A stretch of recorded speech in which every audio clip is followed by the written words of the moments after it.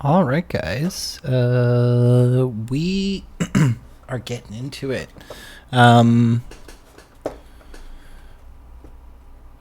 Little bit of a gear change. Tonight, we're going to be going through a very fun video that I actually haven't watched yet, but heard is awesome. It is Clara Sousa-Silva talking with Lex Fridman, discussing searching for life on Venus and other places in the universe. I think is going to be really cool. Last week, we did a little bit of a security-related conversation where we were going through a variety of different tools and Kali and all these other things around how to be safe on the internet. I think in the next week or two, we're going to do a chat around how password attacks actually happen, how hackers, select a target, how they might get data from a particular system and leverage that data against you. So we're going to do a live demo of what it looks like to try and attack a encrypted password repository, how long it takes hackers to guess bad passwords, and the difference that it makes for you having a solid password with a decent naming convention. And I think it'll be a fun exercise and really demonstrate like the difference between essentially having a very good password and having a very shitty password. Really quickly, we're going to show you guys how to use this thing called Sherlock. Python 3 Sherlock.py, which is the Python script. Then we're going to ask it to print all the results that it comes up with. And for the sake of this demonstration, we'll do it against my user account, the son of Moog. So when I say user account, I mean alias. So what Sherlock does is it hits a whole bunch of social media sites, looks up that username, and gives you hits on whether or not that username exists. So let's say you go to a site and you have someone's user ID. You can use this, essentially, to print through and see, like, okay, so he has a Duolingo. He has an Xbox tag. Okay, we got some errors there. That's not a big deal, but Xbox gamer tag. I've got a Twitch account, Spotify, SoundCloud, right, Reddit. So it's very easy for you to start to identify ancillary accounts that someone has around their username, and then you can use tools like Multigo. I've used this against a particular shitty person that I found on the internet. I was curious about collecting more information on them. But a tool like Multigo, where you can put in a particular email address and it can actually tell you where passwords have been compromised for that account. It can take you to essentially the actual paste bins where those things are located if they haven't already been deleted from the internet. Anyway, I think it's going to be a really fun, cool demonstration. But tonight we are going to get into our friend Lex and Clara. So I'm going to start things rolling here, and then we are going to go into Space Engine. Scared mostly of other humans. Oh my god, sorry, that was horrifically loud and clearly way too into the video. Okay, I think we got things queued up. We're going to try not to assassinate people's audio, and I'm going to play around the settings here. Let's go. The following is a conversation with Clara Sousa-Silva, a quantum astrochemist at Harvard, specializing in spectroscopy of gases that serve as possible signs of life on other planets, most especially the gas phosphine. She was a co-author of the paper that in 2020 found that there is phosphine in the atmosphere of Venus, and thus possible extraterrestrial life that lives in its atmosphere. The detection of phosphine was challenged, reaffirmed, and is now still under active research. Quick mention of our sponsors: Onnit, Grammarly, Blinkist, and Indeed. Check them out in the description to support this podcast. As a side note, let me say that I think the search for life on other planets is one of the most important endeavors in science. If we find extraterrestrial life and study it, we may find insights into the mechanisms that originated life here on Earth, and more than life, the mechanisms that originated intelligence and consciousness. If we understand these mechanisms, we can build them. But more than this, the discovery of life on other planets means that our galaxy and our universe is teeming with life. This is humbling and terrifying, but it is also exciting. We humans are natural explorers. For most of our history, we explored the surface of the Earth and the contents of our minds.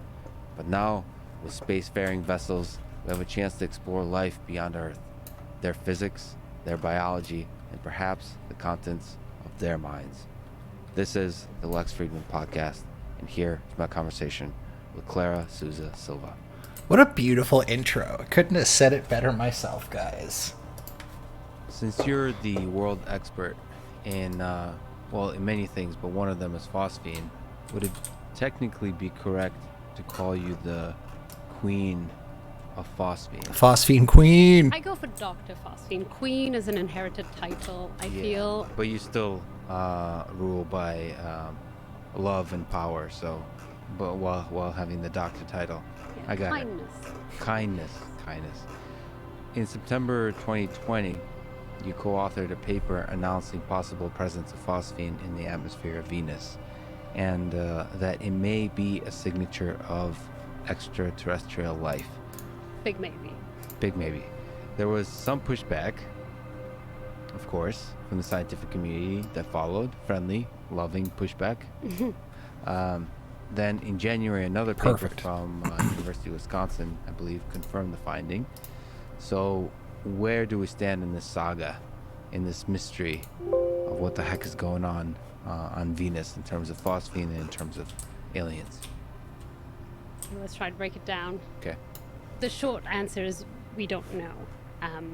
I think you and the rest of the public are now witnessing a pretty exciting discovery, but as it evolves, as it unfolds, we did not wait until we had years of data from 10 different instruments across several layers of the atmosphere. We waited until we had 2 telescopes with independent data months apart.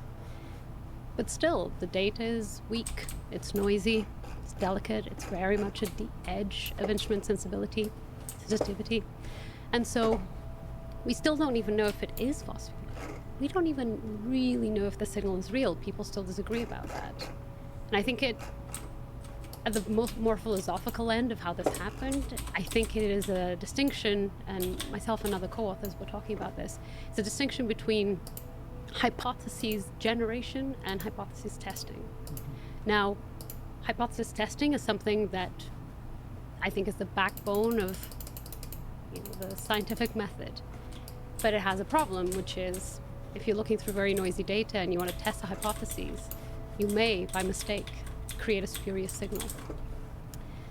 The safest, more conservative approach is hypothesis generation. You see some data and you go, what's in there? With no bias. Now, this is much safer, much more conservative, and when there's a lot of data, that's great. When there isn't, you can clean the noise and take out the signal with it.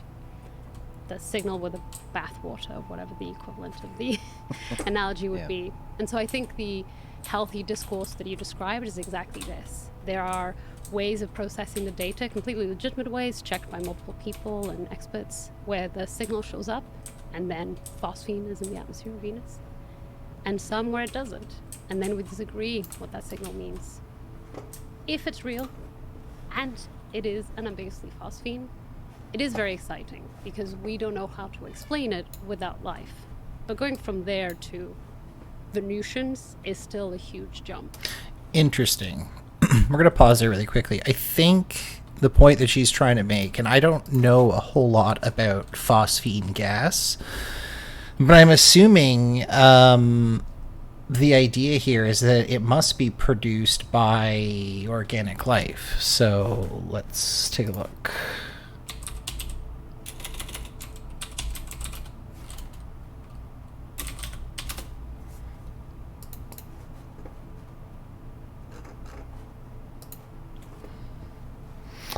Okie dokie.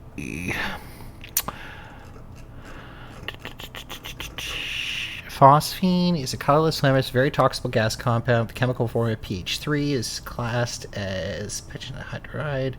Pure phosphine is odorless. Blah blah blah blah. Burning with luminous flame. Phosphine is a general name given to the class of organophosphorus compound substitute of phosphanes. In a class of phosphanes, which in the hydrogen atoms have been replaced with organic derivative, having a generating form of PR3. Organophosphines are an important catalyst where complex adhere to various metal ions, blah, blah, blah, blah.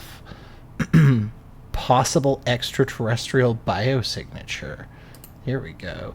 Phosphine may have been detected in the temperate zone of Venus. If not expected, the phosphine would persist in the Venetian atmosphere since being subject to ultraviolet radiation. It would eventually be consumed by water and carbon dioxide. Thus, it would have to be replenished. Interesting. So phosphine is often proposed as a biosignature for astrobiology. It is associated with anaerobic ecosystems on Earth, which may also be indicative of life on anoxic exoplanets. As 2020, no known and abiotic processes generate phosphine, blah, blah, blah, blah. Okay, so at a very high level, it seems that phosphine could be produced by little aliens. And so Venusians. So that would Venusians. be the title for the civilization if it is a living and thriving. Supwood. Venus is Venusians. until we know what they call themselves, that's the name, yes. So this is the early analysis of data, or analysis of early data. It was nevertheless, you waited until the actual peer-reviewed publication? Of course. And analysis of the two different instruments months apart. So that's ALMA and JCMT, the two telescopes. I mean, it's really exciting. What did it feel like sort of sitting on this data? Like, kind of anticipating the publication and wondering, and still wondering, is it true? Like, how does it make you feel that a planet in our solar system might have phosphine in the atmosphere? It's nuts. It's absolutely nuts. I mean, what a great way of putting it. It's crazy. It's fucking insane. For over a decade. And Before it was cool. way before it was cool. Before anyone could spell it or heard of it. And at the time, people either didn't know what phosphine was or only knew it for being just possibly the most horrendous molecule that ever graced the Earth. And so no one was a fan. And I had been considering looking for it because I did think it was an unusual and disgusting but very promising sign of life. I've been looking for it everywhere. So, just really quickly, when she said that it's a disgusting sign of life, I think she is referring to the beginning of the Wikipedia. It was saying that, yeah, it's extremely toxic. Classes, so with traces of the spontaneously flammable in the air, so it can just set on fire, burning with luminous flame. It's highly toxic respiratory poison and is immediately dangerous to life or health. At 50 parts per million, that's insane. That's actually like crazy lethal in terms of gases go. Yes, you can absolutely get more Lex coming in your ears. I really didn't think to look in the solar system. I thought it was all Is that better, guys? pretty rough around here for life. And so I wasn't even considering the solar system at all, never mind next door, Venus. It was only the lead author of the study, Jane Greaves, who thought to look in the clouds of Venus and then reached out to me to say, I don't know phosphine, but I know it's weird. How weird is it? And the answer is very weird. And so the telescopes were looking at, this is visual data. That's what I mean by visual. You wouldn't see the phosphine. Well, but I mean, it's a telescope. It's remote. It's remote. You're observing. You're zooming in on this particular planet. I mean, what does the sensor actually look like? How many pixels are there? What does the data kind of look like? It'd be nice to kind of build up intuition of how little data we have based on which. I mean, if you look at I've just been reading a lot about gravitational waves, and it's kind of incredible how from just very little, probably the world's most precise instrument, we can derive some very foundational ideas about our early universe. And in that same way, it's kind of incredible how much data, how much information you can get from just a few pixels. So what are we talking about here? So just really quickly, Lex is talking about LIGO, which is a laser interferometer gravitational wave observatory. It's essentially two lasers that intersect in an L shape and it is apparently one of the most like precise devices ever engineered by men. And there's two of them. There's one on the east coast of the United States and one on the west coast of the United States. And whenever those lasers essentially have a jitter, they're able to detect gravitational waves, which is usually caused by black holes running into each other. In terms of based on which this paper saw possible signs of phosphine in the atmosphere. So phosphine, like every other molecule, has a unique spectroscopic fingerprint, meaning it rotates and it vibrates in special ways. I calculated how many of those ways it can rotate and vibrate. It is 16.8 billion ways. What this means is that if you look at the spectrum of light, and that light has gone through phosphine gas on the other end, there should be 16.8 billion tiny marks left, indentations left in that spectrum. We found one of those on Venus, one of those 16.8 billion. So now the game is, can we find any of the other ones? Yeah. But they're really hard to spot. They're all in terrible places in the electromagnetic spectrum. And the instruments we use to find this one can't really find any other one. There's another one of the 16.8 billion we could find, but it would take many, many days of continuous observations, and that's not really in the cards right now. I mean, how do you... There's all kinds of noise, first of all. Yeah. I'm curious when she says that's not in the cards right now. I'm sure part of the reason is just because there's a lack of funding in these spaces. Then a lot of these scientists have to, in order for them to have access to incredibly sophisticated equipment, like whether it's the telescopes, whether or not it's the supercomputers that process those data sets, all of that costs money. And a lot of these, scientific endeavors, as exciting as they are, they're not really funded as well as they could be. So, a scientist like her who might say, hey, if I could just have unlimited access to a telescope or unlimited access to a supercomputer, right? You could get some real science done. It'd be a lot easier. Yes. There's all kinds of other signal. So how do you separate all of that out to pull out just this particular signature that's associated with phosphine? So the data kind of looks somewhat like a wave, and a lot of that is noise, and it's a baseline. And so if you can figure out the exact shape of the wave, you can cancel that shape out, and you should be left with a straight line, and if there's something there, an absorption, so a signal. So that's what we did. We tried to find out what was this baseline shape, cleaned it out, and got the signal. That's part of the problem. If you do this wrong, you can create a signal. But that signal is at 8.904 wave numbers. And we actually have more digits than that, but I don't remember by heart. And ALMA in particular is a very, very good telescope, array of telescopes, and it can focus on exactly that frequency. And in that frequency, there are only two known molecules that absorb at all. So that's how we do it. We look at that exact spot where we know phosphine absorbs. The other molecule is SO2. If there is extraterrestrial life, whether it's on Venus or on exoplanets where you looked before, how does that make you feel? How should it make us feel? Should we be scared? Should we be excited? Let's say it's not intelligent life. Let's say it's microbial life. Is it a threat to us? Are we a threat to it?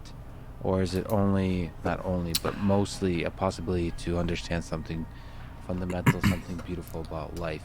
Just to interject here, I think that the discovery of life on another planet, whether it's intelligent or not, is going to present philosophical challenges that I think people have been talking about for a long time, but no one has actually seriously delved into in terms of serious science. So, what I will say is that when you have space agencies like NASA, often when they send probes out into space, they actually purposely burn them up in atmospheres so that the materials do not impact on the planet and contaminate it. Just like there is an enormous amount of effort put into the Mars rover and those other types of probes to ensure that there is no organic anything on it. There is no DNA. There's not a shred of a skin cell or anything. So there's a lot of ethics that come with, like, not to mention, like, all of the religious stuff and the human implications of realizing that life not only is out there but potentially closer than we think. In the universe. Hard to know. You would have to bring on a poet or a philosopher on the show. You don't feel... I feel those things. I just don't know if those are the right things to feel. I certainly don't feel scared. I think it's rather silly to feel scared. Definitely don't touch them. Sometimes in That's great movies, fucking advice. Such good advice. Don't Such. interfere. I think That's one of the amazing. things with Venus is because of Phosphine. Now there is a chance that Venus is inhabited, and in that case, we shouldn't go there. We should be very careful with messing with them, bringing our own stuff there that contaminates it. Right. And Venus has suffered enough.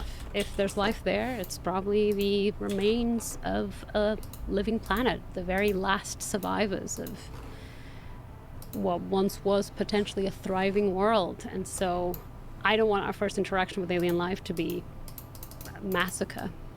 So I definitely wouldn't want to go near out of a, let's say, galactic responsibility, galactic ethics. And I often think of, alien astronomers watching us and how disappointed they would be if we messed this up. So I really want to be very careful with anything that could be life. But certainly I wouldn't be scared. Humans are plenty capable of killing one another. We don't need extraterrestrial help to destroy ourselves. Excellent point. Scared mostly of other humans. So, Exactly. But this life, if there is life there, it does seem, just like you said, it would be pretty rugged. It's like the cockroaches or Chuck Norris. I don't know. It's some kind of it's something that survived through some very difficult conditions. That doesn't mean it would handle us. It could be like War of the Worlds. Yeah. You come, just because you're resilient in your own planet doesn't mean you can survive another. Even our extremophiles, which are very impressive, we should all be very proud of our extremophiles, they wouldn't really make it in the Venusian clouds. So I wouldn't expect, because you're tough, even Chuck Norris tough, that you would survive on an alien planet. And then from the scientific perspective, you don't want to pollute the data gathering process by showing up there. The observer can affect the observed.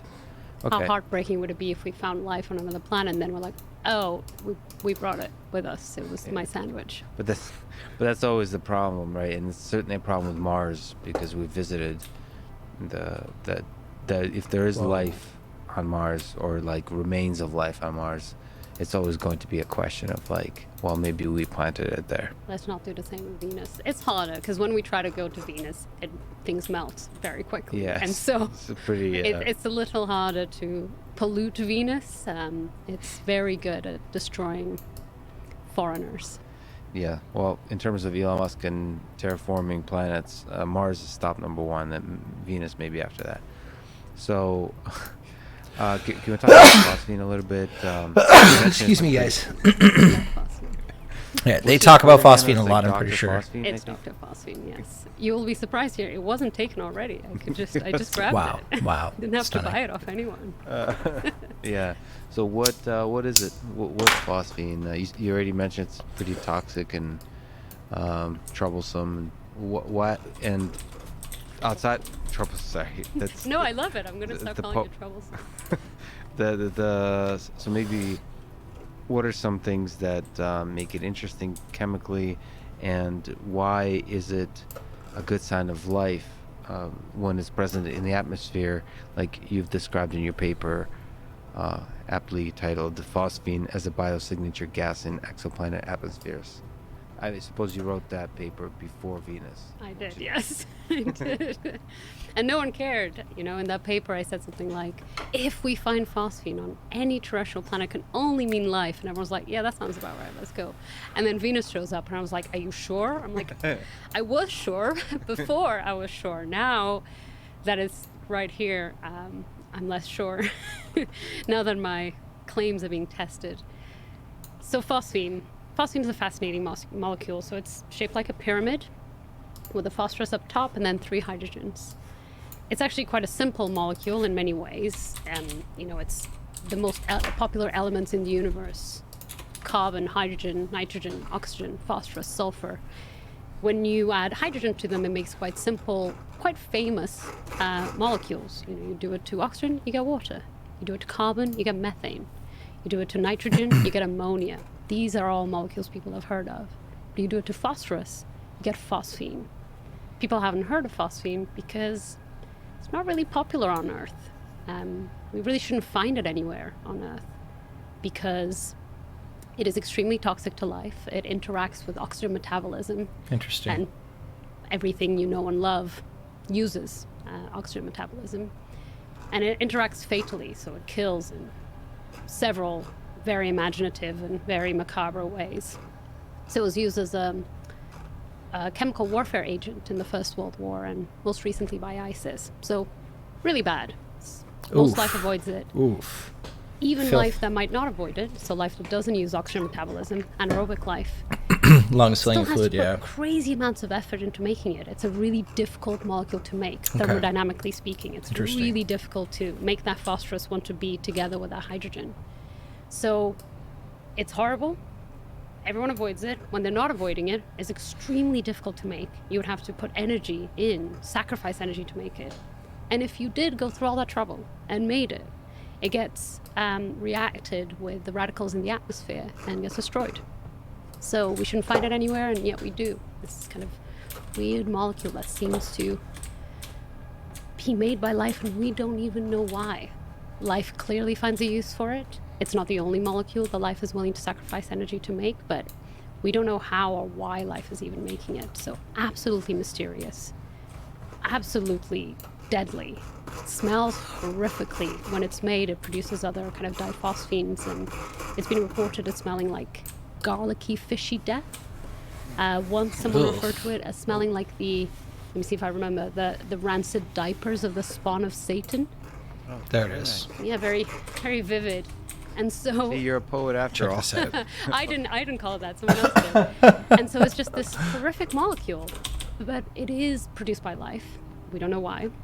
And when it Interesting. is produced by life, it's done with enormous sacrifice. And the universe does not sacrifice. Life sacrifices. And so it's this strange, contradictory molecule that we should all be avoiding, and yet seems to be an almost ambiguous sign of life on rocky planets. Okay, can we dig into that a little bit? So, what on rocky planets? What is there biological mechanisms that can produce it? I mean, is there? You said that why is unclear. Why life might produce it, but is there an understanding of what kind of mechanisms might be able to produce it? This very difficult to produce molecule. We don't know yet. The enzymatic pathways of phosphine production by life are not yet known. This is not actually as surprising as it might sound. I think something like 80% of all the natural products that we know of, so we know biology makes them, we don't know how. It is much easier to know life produces something because you can put, bacteria in a petri dish and then watch, and then that Guys, hold on to your butts. gas is produced. You go, oh, life made it. Yeah. That actually happened with phosphine. But that's much easier to do, of course, than figuring out what is the exact metabolic pathway within that life form that created this molecule. So we don't know yet. Phosphine is really understudied. No one had really heard of it until nowish. What you were presenting is the fact that life produces phosphine, not the process by which it produces phosphine. Is there an urgency now? Like, if you were to try to understand the mechanisms, what did you call them, enzymatic pathways that produce phosphine, how difficult is that of a problem to crack? It's really difficult. If I'm not mistaken, even, the scent of truffles, obviously a billion-dollar industry, huge deal. Until quite recently, it wasn't known exactly how those scents, those molecules that create this incredible smell, were produced. And this is a billion-dollar industry. Wow. As you can imagine, there is no such pressure. There's no phosphine lobby or anything that would push for this research. But I hope someone picks it up and does it. And it isn't crazy, because we know that phosphine is really hard to make. We know it's really hard for it to happen accidentally. Even lightning and volcanoes that can produce small amounts of phosphine. It's extremely difficult for even these extreme processes to make it. So it's not really surprising that only life can do it, because life is willing to make things at a cost.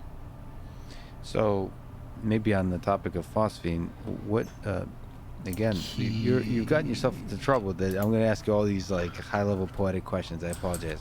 No, But- I would love it. Okay. when did you first fall in love with phosphine? It wasn't love at first sight. It was somewhere between a long relationship and Stockholm syndrome. Yeah. When I first started my PhD, Also, by the way, chat, if there's any stellar objects that you want to visit or go to or check out, just hit me up and we'll fly around together. I knew I wanted to learn about molecular spectra and how to simulate it.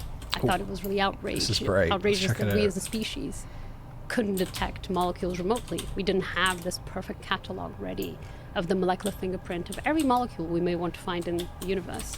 And something as basic as phosphine, the fact that we didn't really know how it interacted with light, and so we couldn't detect it properly, in the galaxy. I was so indignant. And so initially I just started working on phosphine because people hadn't before. And I thought we should know what phosphine looks like. And that was it. And then I read every paper that's ever been published about phosphine. It was quite easy because there aren't that many. And that's when I started learning about where we had already found it in the universe and what it meant. I started finding out quite how little we know about it and why. And it was only when I joined MIT and I started talking to biochemists that it became clear that phosphine wasn't just weird and special and understudied and disgusting.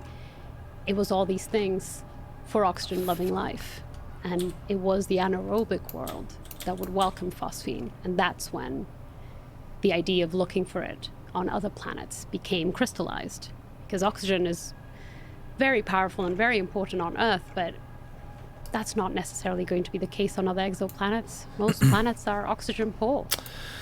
Kind of touched on this in some previous talks where we have to think outside the box a little bit in terms of how organic or intelligent life might develop on other planets where oxygen is not as rich, or even oxygen is so rich that it's at like a toxic level. That isn't to say that I don't think there's going to be as much variation as some people think in the way life will form, but there will definitely be major differences depending on the constituent elements that it has access to as a result of its planetary formation. Overwhelmingly, most planets are oxygen poor.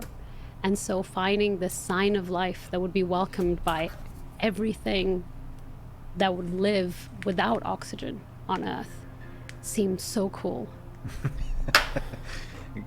But ultimately, the project at first was born out of the idea that you want to find that molecular fingerprint of a molecule. So, and this is just one example, and that's connected to then looking for that fingerprint elsewhere in a remote way, and obviously that then. At that time, were exoplanets already, when you were doing your PhD, and by the way, I should say your PhD thesis was on It was all on phosphine. This woman loves With a little bit of phosphine. ammonia. I have a Phosphine chapter is that I did it. her where jam. I talked about phosphine and ammonia. So Got it. but no, phosphine was very much my thesis. But at that time, when you were writing it, there was already a sense that exoplanets are out there, and we might be able to be looking for biosignatures for on those exoplanets. Pretty much. So I finished my PhD in 2015. Mm-hmm. We found the first exoplanets in the kind of mid to late 90s. So exoplanets were known. It was known that some had atmospheres. And from there, it's not a big jump to think, well, if some have atmospheres, some of those might be habitable, and some of those may be inhabited. So how do you detect, you started to talk about it, but can we linger on it? How do you detect phosphine on a faraway thing, rocky planet? what is spectroscopy? What is this? Yes, sorry guys. I am so excited about this part of the conversation because it's something that I think I've talked about a bunch of times on stream, and I do probably a very poor job of explaining it, but it's super cool, so I'm just going to let them do all the talking. This molecular fingerprint. What does it look like? You've kind of mentioned a wave, but what are we supposed to think about? What are the tools? What are the uncertainties? All those kinds of things. So the path can go this way. You've got light, kind of pure light. You can crack that light open with a prism or a spectroscope or water and make a rainbow. That rainbow is all the colors and all the invisible colors, the ultraviolet, the infrared. And if that light was truly pure, you could consider that rainbow to just cover continuously all of these colors. But if that light goes through a gas, we may not see that gas. We certainly cannot see the molecules within that gas. But those molecules will absorb some of that light. Some, but not all. Each molecule absorbs only very specific colors of that rainbow. And so if you know, for example, that shade of green can only be absorbed by methane, then you can watch. As a planet passes in front of a star, the planet's too far away, you can't see it. And it has an atmosphere. That atmosphere is far too small, you definitely can't see it. But the sunlight will go through that atmosphere, and if that atmosphere is methane, then on the other side, that shade of blue, I can't remember if I said blue or green, but that color will be missing because methane took it. And so with phosphine, it's the same thing. It has specific colors, 16.8 billion colors, that it absorbs it and nothing else does. And so if you can find them and notice them missing from the light of a star that went through a planet's atmosphere, then you'll know that atmosphere contains that molecule. How cool is that? That's incredible. So you can have this fingerprint within the space of colors, and there's a lot of molecules. And I mean, I wonder. That's a question of like how much overlap there is. How close can you get to the actual fingerprint? Like, can phosphine unlock the iPhone with its light? So on. He says 16.8 billion. So presumably this rainbow is discretized into little segments somehow. Exactly. How many total are there? How a lot is 16.8 billion? It's a lot. We don't have the instruments to break any light into this many tiny segments. And so with the instruments we do have, there's huge amounts of overlap. Methane, as an example, a lot of the ways it's detectable is because the carbon and the hydrogens, they vibrate with one another, they move, they interact. But every other hydrocarbon, acetylene, isoprene, has carbon and hydrogens also vibrating and rotating. And so it's actually very hard to tell them apart at low resolutions. And our instruments can't really cope with distinguishing between molecules particularly well. But in an ideal world, if we had infinite resolution, then yes, every molecule's spectral features will be unique. Yeah, like almost too unique. Like it would be too trivial. At the quantum level, at they're the quantum unique. level, yes. At our level, there's huge overlap. Yeah, but then you can start to then try to disambiguate like what the fact that certain colors are missing. What does that mean? And hopefully they're missing in a certain kind of pattern where you can say with some kind of probability that it's this gas, not this gas. Exactly. So you're solving that gaseous puzzle. I got it. Okay. We can go back to Venus actually and show that. So with this, I mentioned there was two molecules that could be responsible for that signal, the resolution that we have. It was phosphine and SO2, sulfur dioxide. And at that resolution, it could really be one or the other. But in the same bandwidth, so in the kind of the same observations, there was another region where phosphine does not absorb. We know that, but SO2 does. So we just went and checked, and there was no signal. So we thought, oh, then it must be phosphine. And then we submitted the paper. The rest is history. I got it. Well, yeah. I love this woman. She's got some beautiful. great style. Is there, so the telescopes we're talking about are sitting on Earth. What can it help solving this molecular fingerprint problem if we do a flyby? Does it help if we get closer and closer? Or are telescopes pretty damn good for this kind of puzzle solving? Telescopes are pretty good, but the Earth's atmosphere is a pain. I mean, I'm very thankful for it, but it does interrupt a lot of measurements, and a lot of regions where phosphine would be active, they are not available. The Earth is not transparent in those wavelengths. So being above the atmosphere would make a huge difference. Then proximity matters a lot less, but just escaping the Earth's atmosphere would be wonderful. But then it's really hard to stay very stable. And if there is phosphine on Venus, there's very little of it in the clouds. And so the signal is very weak. And the telescopes we can use on Earth are much bigger and much more stable. So it's a bit of a trade-off. So is it, are you comfortable with this kind of remote observation? Is it at all helpful to strive for going over to Venus and like grabbing a scoop of the atmosphere? Or is remote observation really a powerful tool for this kind of job? Like the scoop is not necessary. Well, a lot of people want to scoop. I get it. I get it that's completely. My natural inclination, yeah. I don't want to scoop specifically because if it is life, I want to know everything I can remotely before I interfere. Yeah. Right. So that's I've got ethical reasons That's against some prime directive shit right there. the scoop more than engineering reasons against the scoop. But I have some engineering reasons against the scoop.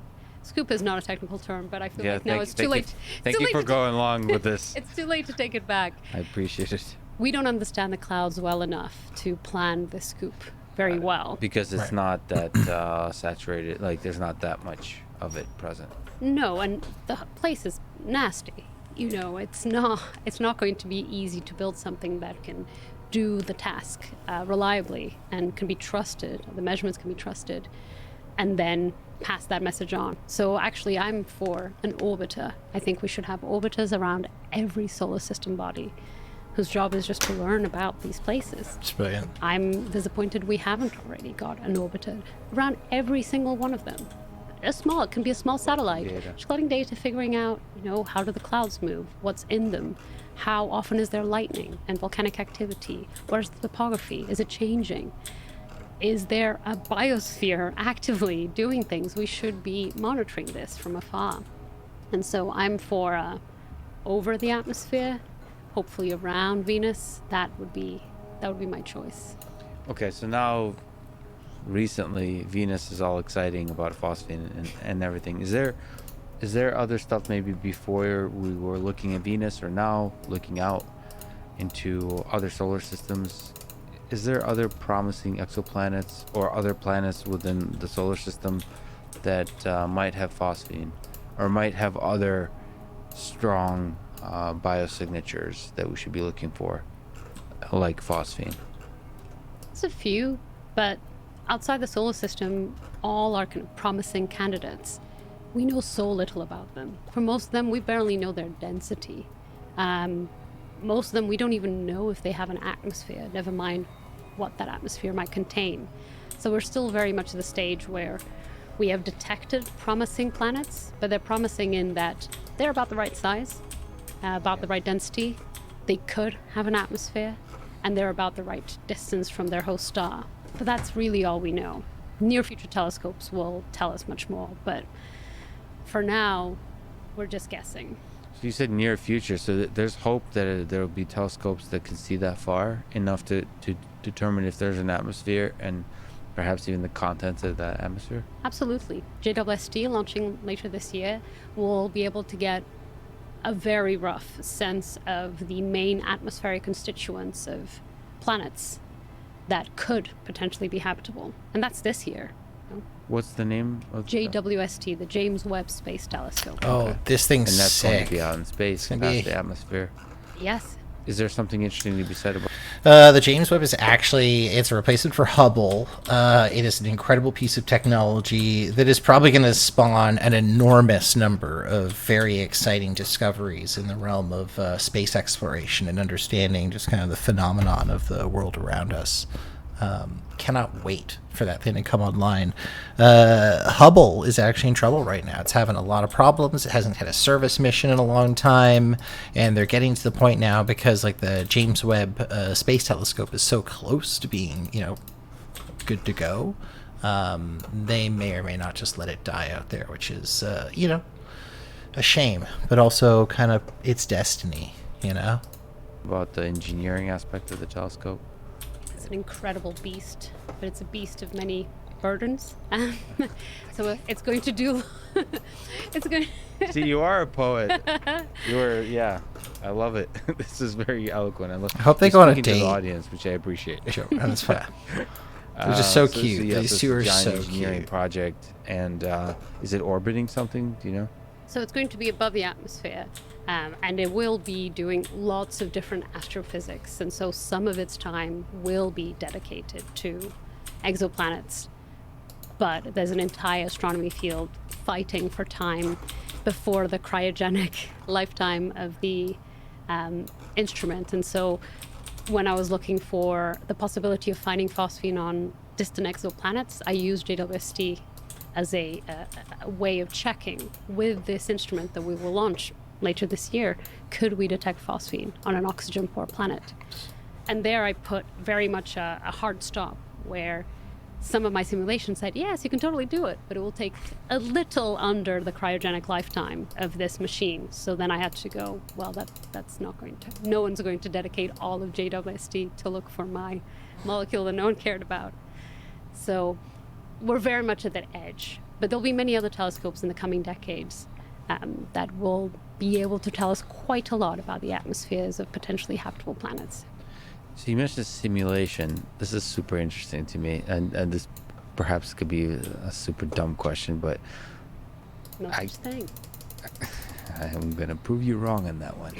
You simulate molecules to understand how they look from a distance. Great. What I understand. Like how... what does that simulation look like? So it's talking about the which colors of the rainbow will be missing. Is that the goal of the simulation? Oh, wow. That's the goal, but it's really just a very, very nasty Schrodinger's equation. So it's a quantum simulation. Oh, so it's simulating at the quantum level. Yes. So I'm a quantum astrochemist. Hi, I'm Clara. I'm a quantum astrochemist. Can you That's how we should have started this conversation. Can you describe the three components of that quantum astro and chemist and how they interplay together?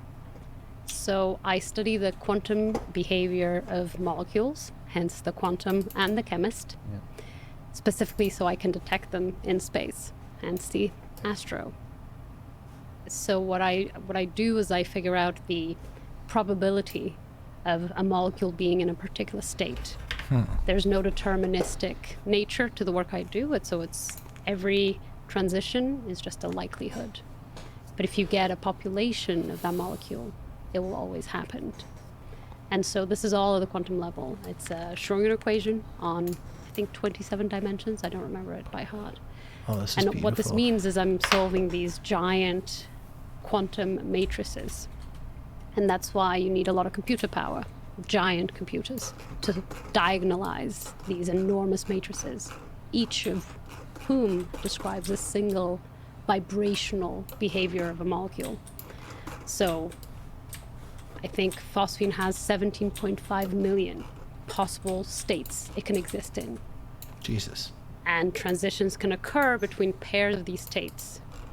And there's a certain likelihood that they'll happen. This is the quantum world. Nothing is deterministic. There's just a likelihood that it will jump from one state to another. And these jumps, they're transitions. And there's 16.8 billion of them. When energy is absorbed, that corresponds to this transition. We see it in the spectrum.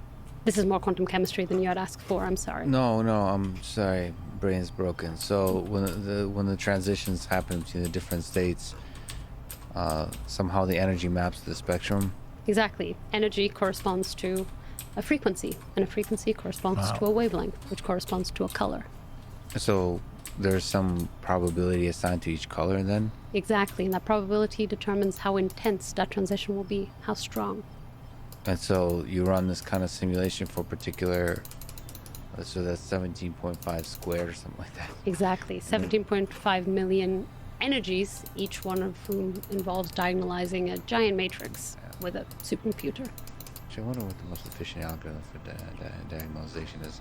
But there's some kind of... There's many. There's many, yeah. Depends on kind of the shape of the matrix. So they're not random matrices. So some are more diagonal than others. And Looking for a so some non-binary need system. more That's treatment than my... others. Most of the work ends up going in These all seem to be describing binaries. the system, this quantum system, in different There we go. ways until you have a matrix that is close to being diagonal, and then it's much easier to clean it up. So how hard is this puzzle? So you're solving this puzzle for phosphine, right? Are we supposed to solve this puzzle for every single Exactly. molecule? Oh boy. Yes, I calculated if I did the work I did for phosphine, again, for all the molecules for which we don't have spectra, for which we don't have a fingerprint, it would take me 62,000 years, a little over. 62,000 years. Well, time flies when you're having fun. Okay, but you write that there are about 16,000 molecules we care about when looking for a new Earth or when we try to detect alien biosignatures. If we want to detect any molecules from here, we need to know their spectra, and we currently don't. Solving this particular problem, that's my job. What was that? That's absolutely correct. I could have not said it myself. Did I you take love that it. from my website? Yeah, I think I okay, stole it. And your website is That's so excellent, good. so it's worthy place to steal Oh, stuff cool from. planet. How do you solve this problem? Oh, dude, so we got of the terrain here. We 16,000 can actually travel molecules this we care planet a little about, bit. of which phosphine is one. Yes. And so, so taking a step a little bit out of phosphine, is there... But we were having so much fun. We're having so much fun. No, we're not saying No, bye. I- Sticking around. I'm just saying we're joining more friends coming to the party. How do you choose other friends to come to the party that are interesting to study as we solve one puzzle at a time through the space of 16,000? So we've already started. Out of those 16,000, we understand water quite well, methane quite well, ammonia quite well, carbon dioxide.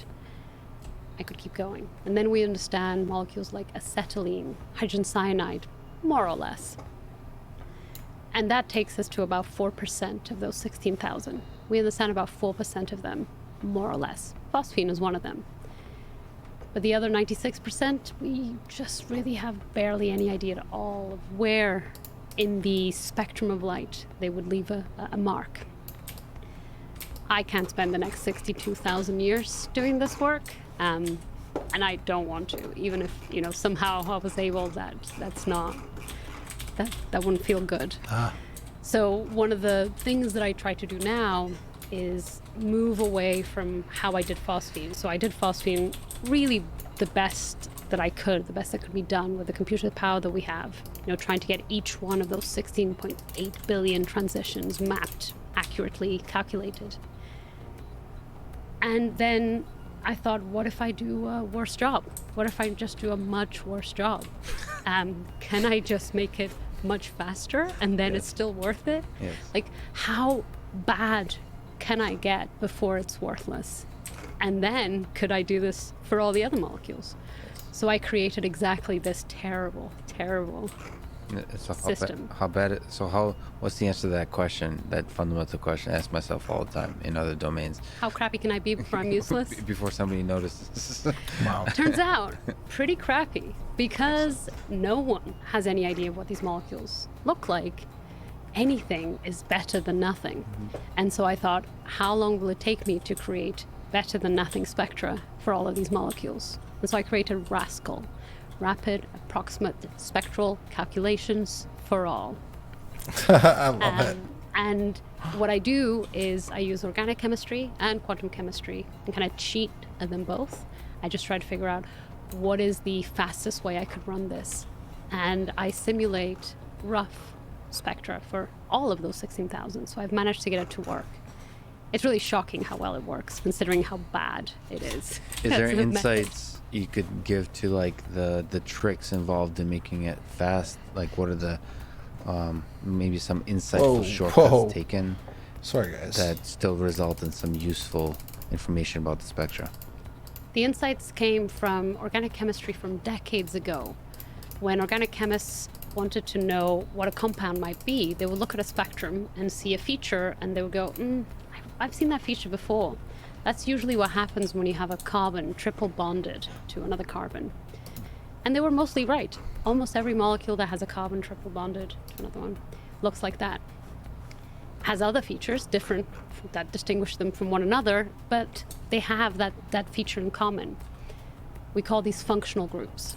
And so most of that work ended up being abandoned because now we have mass spectrometry, we got nuclear magnetic resonance spectroscopy, so people don't really need to do that anymore. But these ancient textbooks still exist, and I've collected them all, as many as I could. And there are hundreds of these descriptions where people have said, oh, whenever you have a iodine atom connected to this one, there's always a feature here, and it's usually quite sharp and it's quite strong. And some people go, oh yeah, that's a really broad feature every time that combination of atoms and bonds. So I've collected them all, and I've created this giant dictionary of all these kind of puzzle pieces, these Lego parts of molecules. And I've written a code that then puts them all together in some kind of like Frankenstein's monster of molecules. So you ask me for any molecule, and I go, well, it has these bonds and this atom dangling off this atom and this cluster here, and I tell you what it should look like. And it kind of works. So this creates a whole portfolio of just kind of signatures that we could look for. Rough, so, very rough signatures. But still useful enough to analyze the atmospheres, the telescope-generated images of other planets. Close. Right now, it is so complete, so it has all of these molecules, that it can tell you, say you look at an alien atmosphere and there's a feature there. It can tell you, oh, that feature, that's familiar. It could be one of these 816 molecules. And there's them Best down. of luck. Yes. So I think the next step, which is what I'm working on, is telling you something more useful than it could be one of those 816 molecules. That's still true.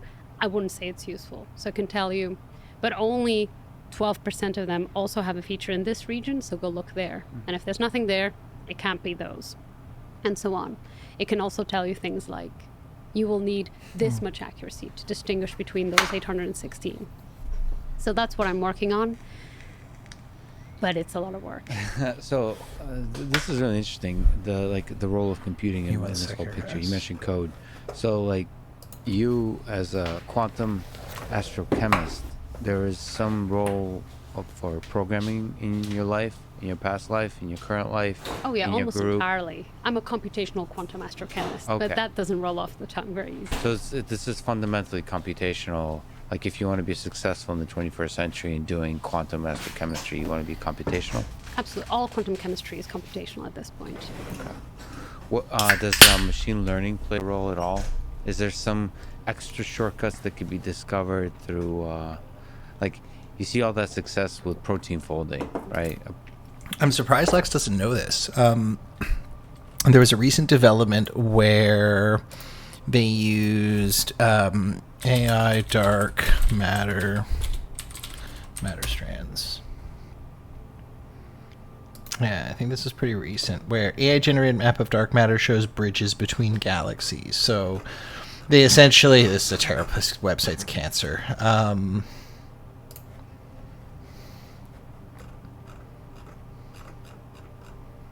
Wow, no one actually has like the picture of it. That's phenomenal. It helps allude to some of the structural features of the universe by looking for patterns. And it is a really, really, really interesting article. If I could find it, I'll find it for another time for us to talk about. Anyway, there is a lot going on with AI in this space, but probably not nearly enough. A problem that thought to be extremely difficult to apply machine learning to because it's I mean, mostly because there's not a lot of already solved puzzles to train on. I suppose the same exact thing is true with this particular problem, but is there hope for machine learning to help out? Absolutely. Currently, you've laid out exactly the problem. The training set is awful.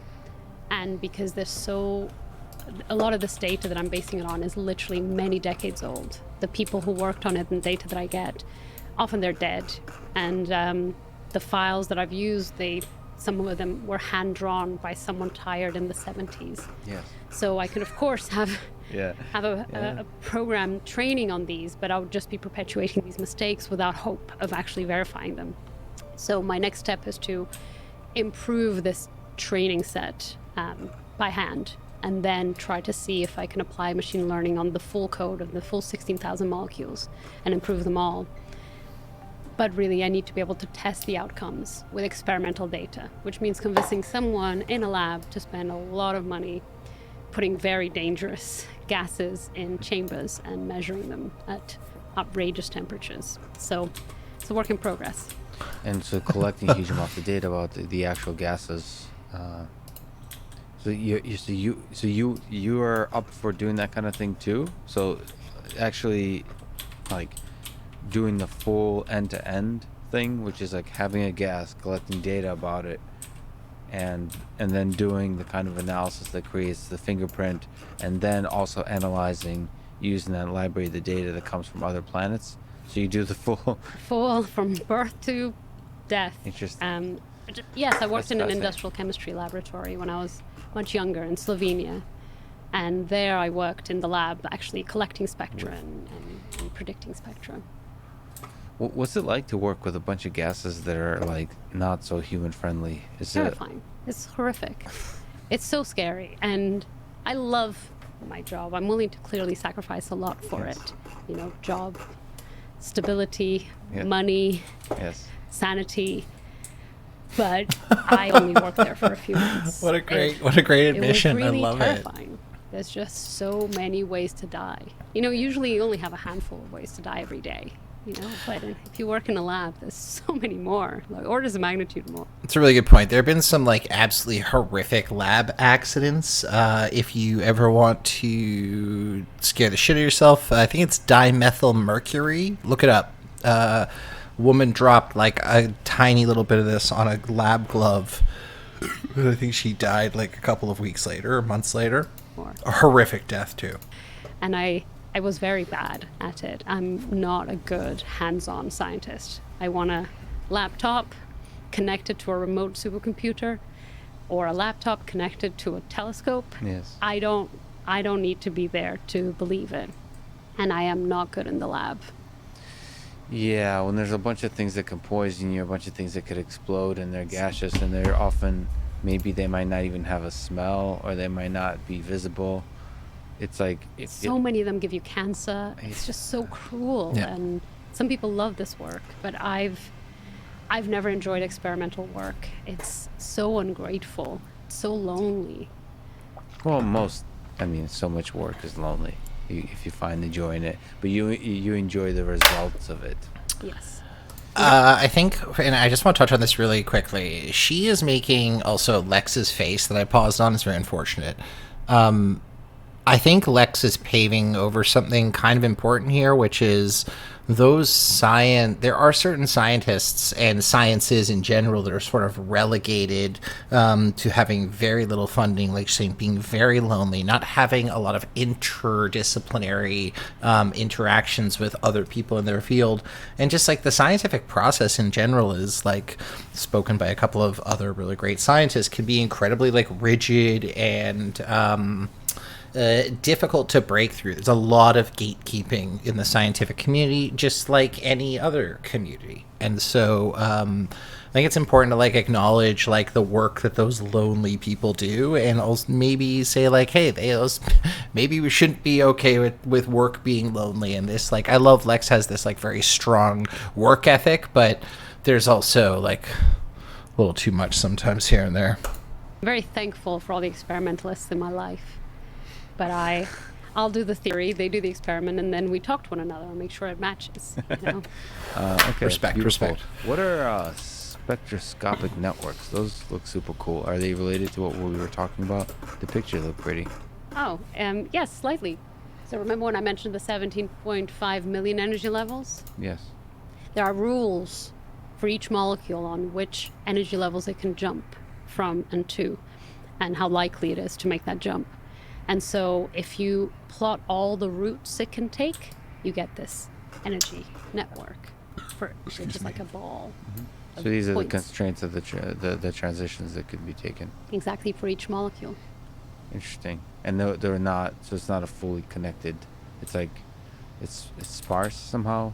Like, Yes, you get islands sometimes. You get oh, a cool. molecule can only jump from one set of states to another, and it's trapped now in this network. It can never go to another network that could have been available to other siblings. Is there some insights to be drawn from these networks? Like something cool that you can understand about a particular molecule because Yes, some molecules have what we call forbidden transitions, which aren't really forbidden because it's quantum. There are no rules. No, I'm not, Yeah. there are rules. It's just the rules are very often broken in the quantum world. Yeah. And so forbidden transitions doesn't actually mean they're forbidden. low probability. Exactly. They just become deeply unlikely. Yeah, cool. And then, so you could do all the same. Like I'm coming from a computer science world, I love graph theory. So you could do all the same, like graph theoretic kind of analysis of like clusters or something like Whoa. that, Exactly. or all those kinds of things, and draw insights from it. And Cool. they're unique for each molecule. So the networks that you mentioned, that's actually not too difficult a layer of quantum What physics. is By happening then to all the space-time? energies are mapped. So we've had high school children work on those networks. And the trick is to not tell them they're doing quantum physics until like 3 months in, when it's too late for them to back out. And then you're like, you're a quantum physicist now. And it's really nice. Whoa. Okay, but the Oh, promise this of is this, sick. even though it's 16,000, even just a It goes subset in of for them, a that's treat. really The exciting, 'cause then you gravitational can do, distortion on as this the is telescope insane. data get better and better, especially for exoplanets, but also for Venus. You can then start like getting your full, like how you get like blood work done, or like you get your genetic testing to see what your ancestors are. You can get the same kind of like high resolution information about interesting things going on a particular planet based on the atmosphere, right? Exactly. How cool would that be if we could, scan an alien planet and go, oh, this is what the clouds are made of. This is what's in the surface. These are the molecules that are mixing. Here are probably oceans because you can see these types of molecules above it. And here are the Hadley cells. Here are how the biosphere works. We could map this whole thing. Wouldn't it be cool if the aliens like are aware of these techniques and like would spoof like the wrong gases just to like pretend that's how they can be? It's like an invisibility cloak. They can generate gases that would throw you off, or do the opposite. They pretend they would artificially generate phosphine so they like the dumb apes on Earth again like go out like flying in different places because it's just fun. It's like some teenager alien Pranking somewhere us. just pranking. Yeah. But I was asked that exact question this Saturday by a 7-year-old boy in Canada. oh, old 7. 7. Yeah. Yes. But it was the first time I'd been asked that question. This is the second in a week. We're kindred spirits, him and I. We can. They can prank us to some extent. But this work of interpreting an alien atmosphere means you're reading the atmosphere as a message. And it's very hard to hide signs of life in an atmosphere because you can try to think, prank us, but you're still going to fart and breathe and somehow metabolize the environment around you and call that whatever you call that. There it and is. release molecules. And so that's Oh, where I you have found to it. hide. You can go very quiet. You can throw out some weird molecule to confuse us further, but we can still see all your other metabolites. It's hard to fake. Is there? So you kind of mentioned like water. What other gases are there that we know about that are like high likelihood as biosignatures in terms of life? I mean, what are your other favorites? So we know we got phosphine, but like what else is a damn good signal to be Okay, bro. that you think about that we should be looking for if we look at another atmosphere? Is there gases that come to mind? I'm or are stuck there inside all the sort black of hole. This is hilarious. possible biosignatures that we should love equally? There's many. So there's water. We know that's important for life as we know it. There's molecular oxygen on Earth. That's probably the most robust sign of life, particularly combined with small amounts of methane. And it's true that the majority of the oxygen in our atmosphere is a product of life. And so if I was an alien astronomer and I saw Earth's atmosphere, I would get a Nobel, I think, on, What would you notice? I mean, this is really I would be very excited about this. about the oxygen. About finding that- 20%, 21% of oxygen in the atmosphere. That's very unusual. So would that be the most exciting thing to you from an alien perspective about Earth in terms of like analyzing the atmosphere? Like, what are the biosignatures of life on Earth, would you say, in terms of the contents of the atmosphere? Is oxygen, high amount of oxygen, pretty damn good sign? I mean, it's not as good as the TV signals we've been sending out. Sure. Those are slightly more robust than oxygen. Oxygen on its own has false positives for life, so there's still ways of making it, but it's a pretty robust sign of life in the context of our atmosphere, with the radiation that the sun produces, our position in relation to the sun, the other components of our atmosphere, the volcanic activity we have. All of that together makes the 20% of oxygen extremely robust sign of life. But outside that context, you could still produce oxygen without life. But phosphine, although better in the sense of it is much harder to make, it has lower false positives, still has some. So I'm actually against looking for specific molecules, unless we're looking for like CFCs. If we find CFCs, that's definitely aliens. I feel confident. Chlorofluorocarbons. And so, if aliens had been watching us, they would have been going, oh no, CFCs, I mean, Yeah. they're not going to last long. Let's, everyone is writing their thesis on the end of the Earth. And then we got together. We stopped using them. I like to think they're really proud of us. They literally saw our ozone hole shrinking. They've been watching it, and they saw it happen. I think, How to nice. be honest, they're more paying attention to the whole nuclear thing. That's I just, think they care. It's not going to bother them. Oh, I mean, No, worried no. about us. Oh, yes. no, worried about us. This is why the aliens have been showing up recently. It's like, if you look at, it's probably, there's a correlation with a lot of things, but what the ufologists, quote unquote, often talk about is that there seems to be a much higher level of UFO sightings since, like, in the nuclear age. So, like, if aliens were indeed worried about us, like, if you were aliens, you would start showing up when the living organisms have first discovered a way to destroy the entire colony. Can the increase in sightings not have to do with the fact that people now have more cameras? It's an interesting thing about science. Like, with UFO sightings, it's like either 99.9% of them are false or 100% of them are false. The interesting thing to me is that in that 0.01%, there's a lot of things in science that are like these weird outliers. They're difficult to replicate.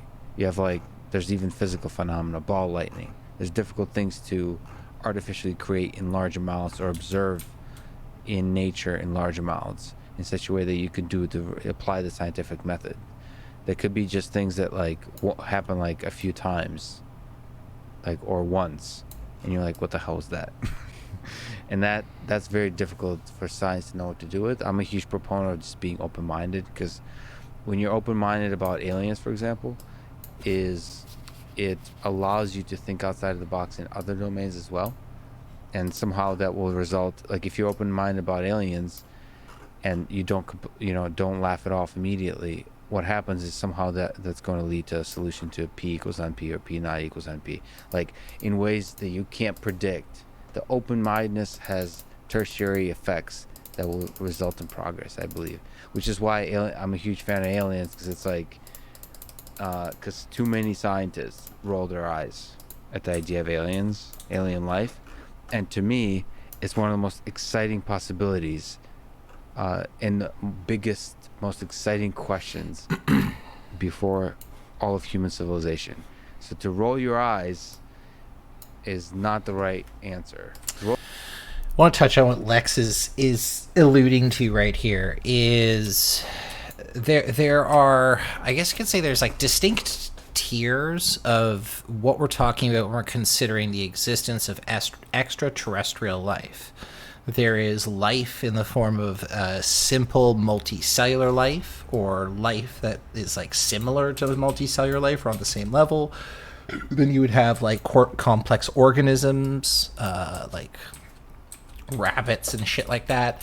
And then you would evolve into a more evolved, whether it's a primate species or whatever, but you would essentially have a intelligent life, come out of that. So, I want to separate out like all the conspiracies and like the aliens have been here and blah, blah, blah from just like the philosophical idea that the systems that propagate life on Earth can actually exist and function in other planets or other parts of the solar system where the rules are the same, but the variables are vastly different, right? Depending on like the composition of the atmosphere, depending on its gravitational rotation. Like I talk all the time about Io and how as it goes around the planet Jupiter, it's actually squeezed.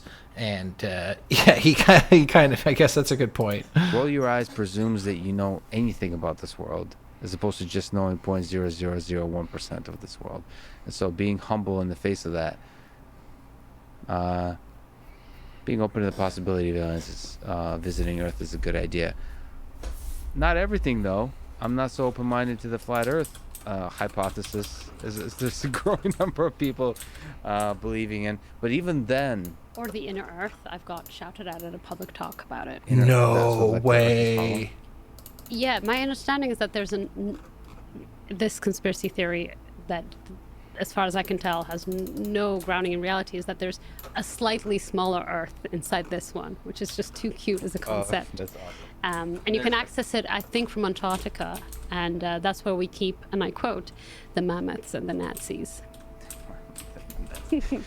Yeah, I mean that one is ridiculous, but like I do like. Hey, I thought you were keeping an open mind. I am. This is. I genuinely think that's more likely than aliens visiting the Earth, and I say this as someone who has dedicated her life to finding like alien life, and so that's how improbable I think the visitations are, because straight interstellar up distances can't agree. are Couldn't agree so more. Huge Could not agree more. that it's just not really worth it. See, I have a different view on this whole thing. I think the aliens that look like little green men are like extremely low probability event. Like mammoths and Nazis under. That's similar. But other kind of ideas, like the sad thing to me, and I think in my view, if there's other alien civilizations out there and they visited... Straight up, I'm just going to say this, like Lex, I love him to death, but the guy just wants to meet aliens. He wants aliens to come here. He wants, like, the way that the way I think, like, the Lex gets excited about aliens is it would accelerate our technological understanding of, like, how to traverse the universe, computational technology, how they derive power from probably new, like, fusion systems or whatever that is. Like, I think the machine learning, the algorithms, the AI... that's the exciting stuff about meeting aliens, is them coming and sharing their technology. But, again, like prime directive shit, they probably wouldn't do that. Earth, neither them or perhaps just us would be even able to detect them. Like we wouldn't be open-minded enough to see it. Like if because our understanding of what is life. And I just talked to Sarah Walker, who's Sarah. Yeah, we talked for 3 hours about the question, what is life? Sarah's a good person to talk to about what is life. So. But like the whole point is we have a very narrow-minded view of what is life, and when it shows up, and it might be already here, trees and dolphins and so on. It's choices.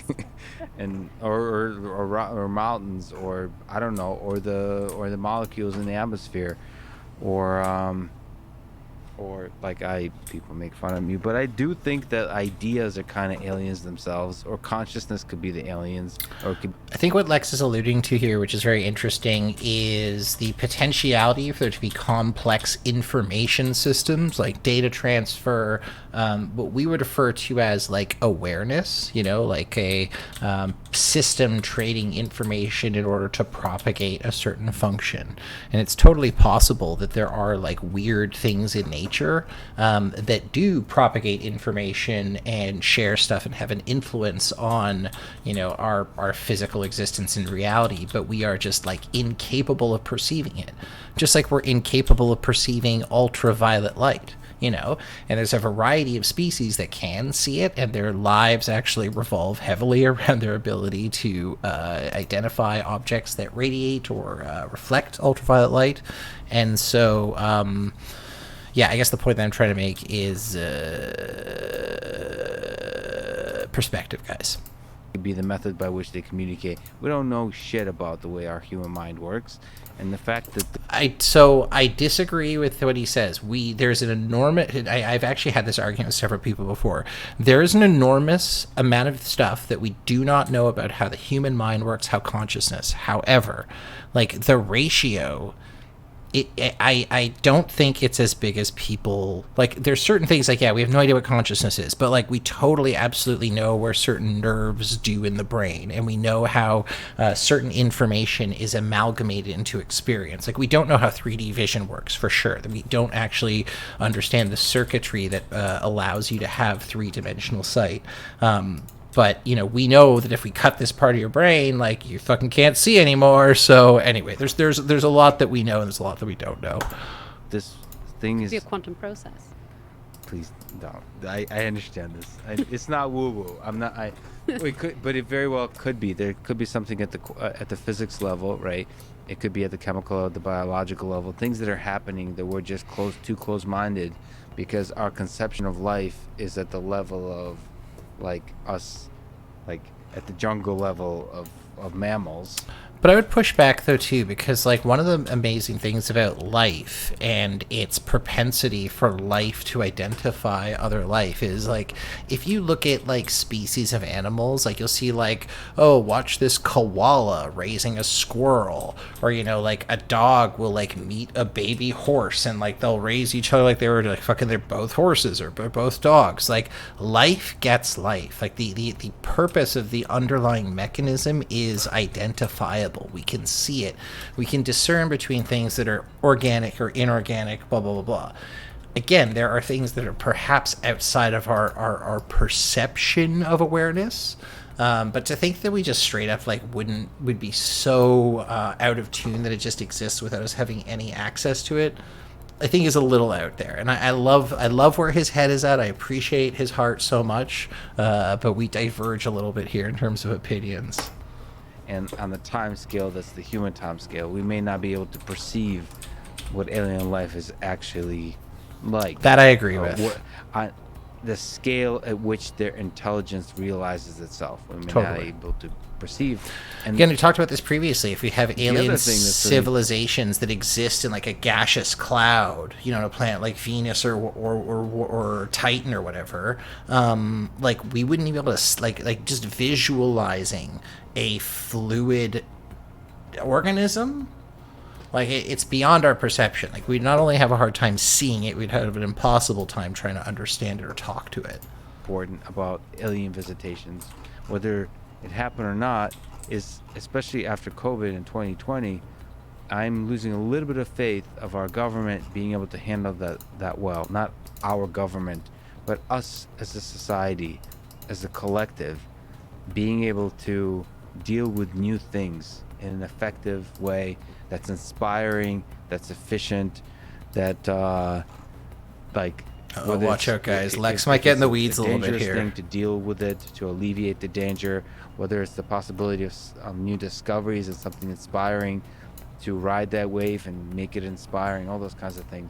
I honestly think if aliens showed up, they would look around, everybody would ignore them, and the government might like hide it, try to like to keep it from the Chinese and the Russians if it's the United States. Yeah, that's a good call point. It a military Sure. secret in a very close-minded way, and then the bureaucracy would drown it away to where through paperwork the poor aliens would just like waste away in a cell somewhere. Like there's a certain That would not happen. That would never happen. Part of the reason that I feel so confident that aliens have not visited, I'd love to because know. they would have had to visit just to have a look remotely, you know, from Neptune or something, which makes no sense because interstellar travel is so difficult that it would be quite a ridiculous proposition. But that's the bit that I think is technically possible.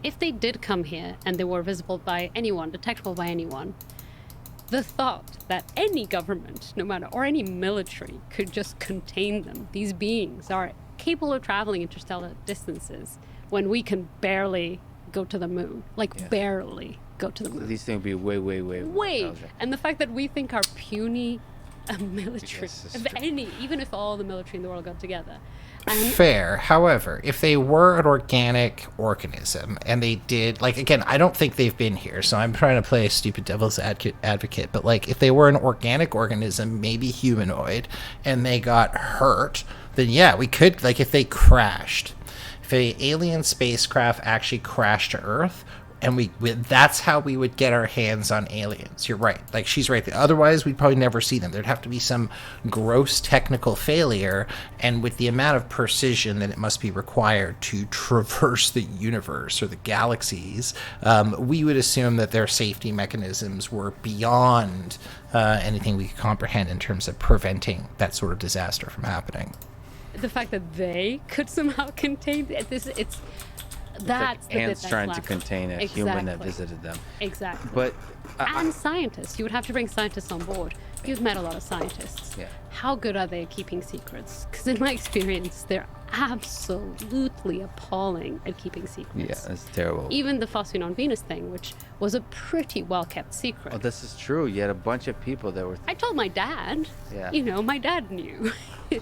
And hopefully didn't tell anyone, but if it had been an alien visiting, he probably would have told the mate, you know? And so these secrets could not be kept by any scientist that I know, and certainly not collaborative scientists, which would be needed. You would need all sorts of scientific teams. So between the pathetic power of any world's military compared to any civilization capable of traveling, and our absolute inability to keep secrets, absolutely not. I will bet everything that we have not been visited because we are too pathetic to hold that. Well, let me to let me hold push that back. truth. If we're making a $10 bet, the possibility here that the main alien, say there exists one other intelligent alien civilization in the galaxy. To me, if they visit Earth, what's going to visit Earth is like the crappy, like the really crappy Short straw. Yeah. like this like really dumb thing that's I don't know, like the early Game Boys or something. I Like think there's a cartoon about this. There's an alien that gets sent to Earth, Commander Spiff or something, and it's kind of a punishment or something.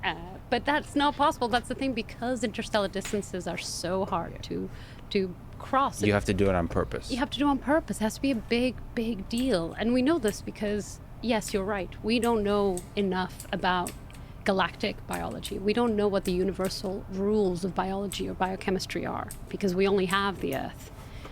But we do know that the laws of physics are universal. This is the best point to make, is that yes, the laws of physics are universal across the entire, galaxy or universe as far as we know.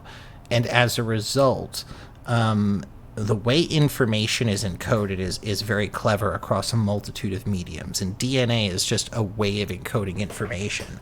You would assume that as an emergent property of the way that physics works, that other planets, as long as the right ingredients were there and the right amount of pressure and the right amount of heat, something could spontaneously self-organize out of that. And I think that's really where like the magic is of the creation of life.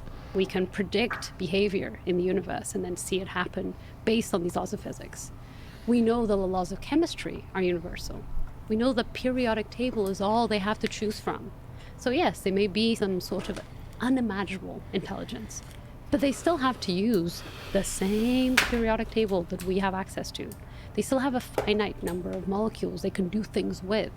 So they still have to use the resources around them, the stars around them, the universe around them. And we know how much energy is in these places.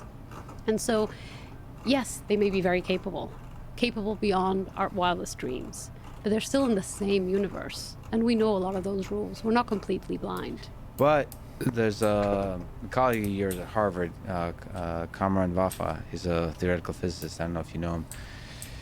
I've only joined Harvard about 6 months ago. Okay. There's time to meet all the theoretical physicists.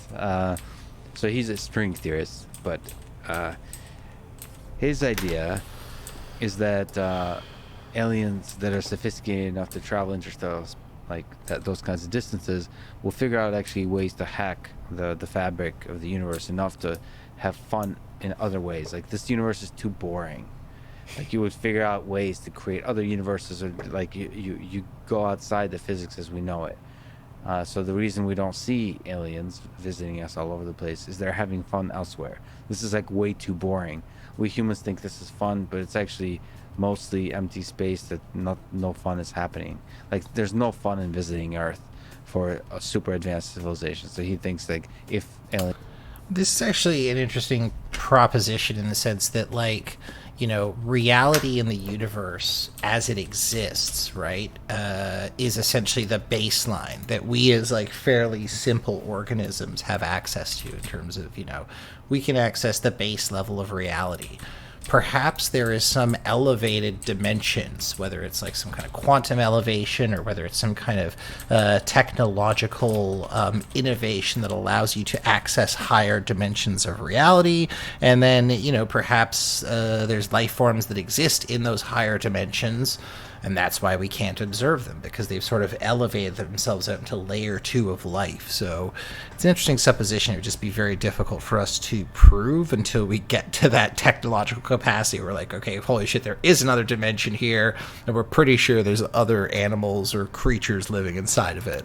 Civilizations are out there, they found outside of our current standard models of physics ways of having fun that don't involve us.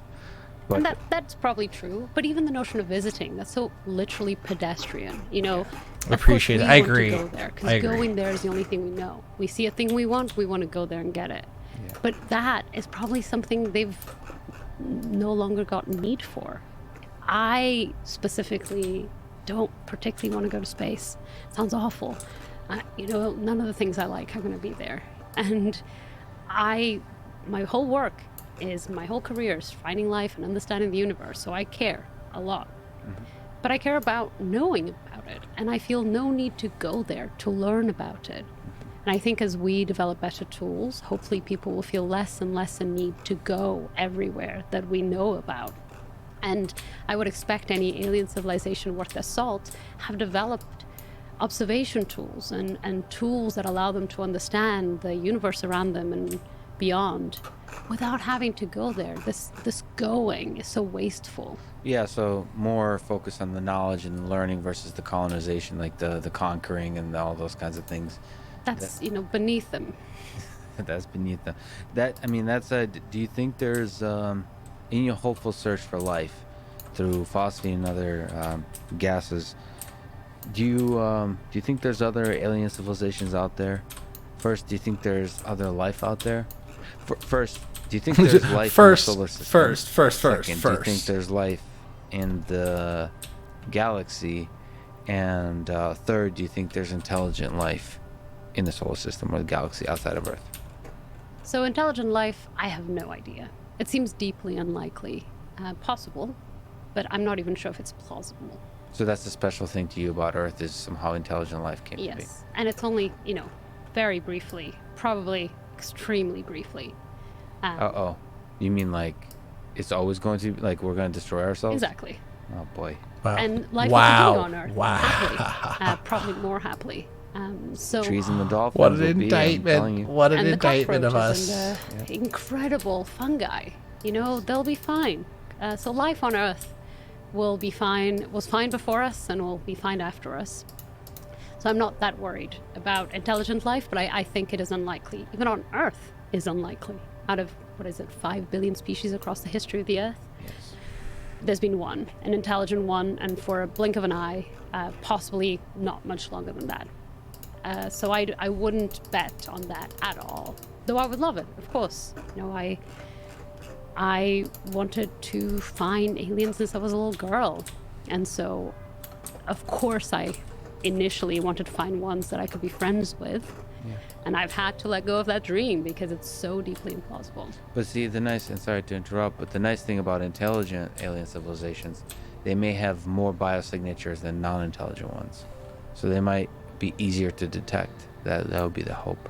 On Earth, that's not the case, but it could be the case elsewhere. Oh, it's not the case on Earth. Most of the biosignatures we have on Earth are created by quite simple life. if you don't count pollution. Pollution Right. is all, Well, it's the all bar- us, all- all well, us, it's- baby. So you don't see polluting gases as a possible, like. I look for polluting gases. I would love to find polluting gases. Well, you know, I'd be worried for them, of course, the same way I think about my alien colleagues all the time, looking at us, and I'm sure they worry about our pollutions. But it would be a really good, robust, unambiguous sign of life if we found complex pollutants. So I look for those too. I just don't have any hope of finding them. I think intelligent life in the galaxy at the same time that we're looking is deeply implausible.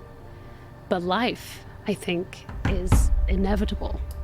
And if it is inevitable, it is common.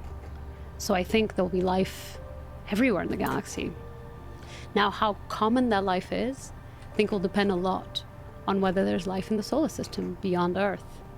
So I'll adjust my expectations very much based on there being life in the solar system. If there's life in the Venusian clouds, if there's life if there are biosignators coming out of the plumes of Enceladus, if there's life on Titan.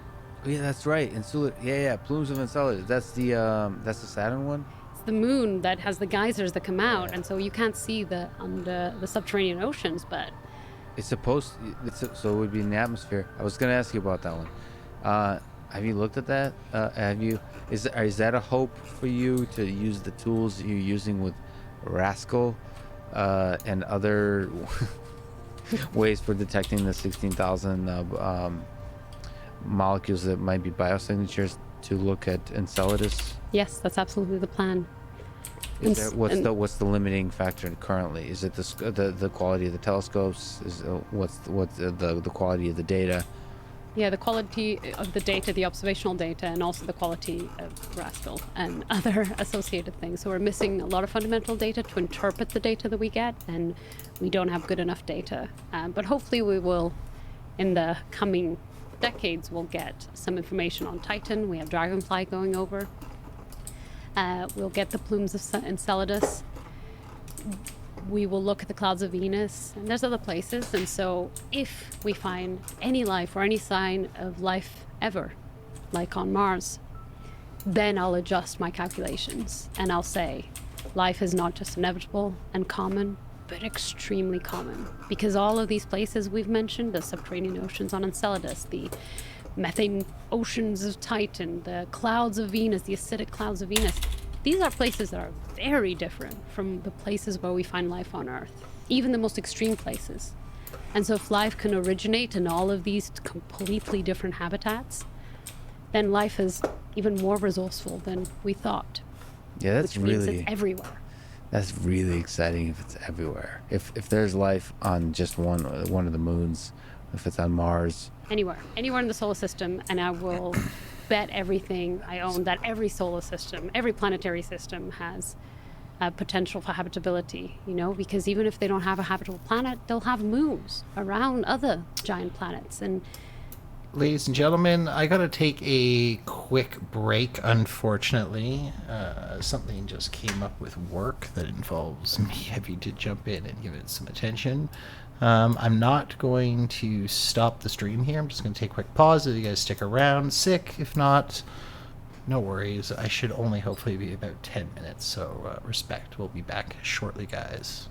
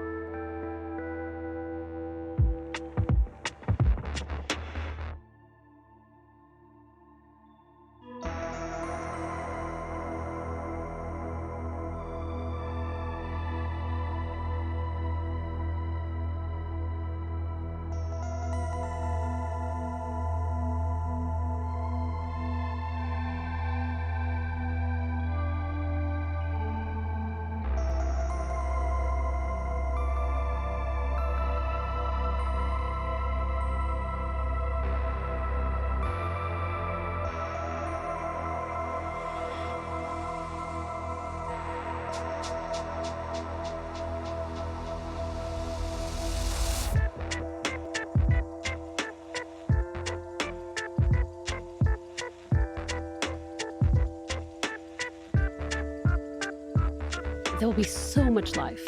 So for me, that's the only thing to figure out now, whether life is inevitable and quite common throughout the galaxy or everywhere. But it's somewhere between those two. Intelligent life, I make no bets. And if I had to bet, I would be against. See, to me, like 2 discoveries in the 21st century would change everything. One is, and maybe I'm biased, but one is the discovery of life in the solar system. I feel like that would change our whole conception of how unique we are in the universe. I think I'm much more eager than you are to jump from basic life to intelligent life. I feel like if there's life everywhere, like the odds are we cannot, like oh, I see. You're saying there could have been many intelligent civilizations out there, but they just keep dying out. It's like little... Yeah, I was detecting them, ships in the night. Ships in the night. Oh, that's ultra sad. Just like... Is it sad? A graveyard. The Earth is not better for having us. Is it? It doesn't owe us anything. Would you be sad to find alien giraffes? Would you be disappointed if you found alien giraffes? Because I would not. No, well, giraffes, first of all, they look goofy with their necks and everything, but... No, we do not shit on giraffes.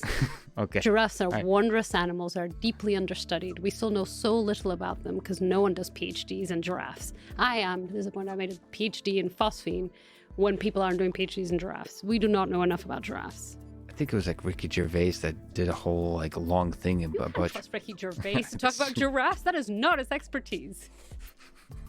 Yeah, but it's the stupid necks. It doesn't make any sense. I mean, that's Giraffes fine. are very resourceful animals who do incredible things and can kick a lion. Why don't you climb the tree? Why don't you climb the tree? You don't need to grow through the lengthy evolutionary process. You're shitting on giraffes. Okay. Giraffes are wondrous animals. I would very appreciate it. Back. I take it back. I apologize. I trust your expertise on this.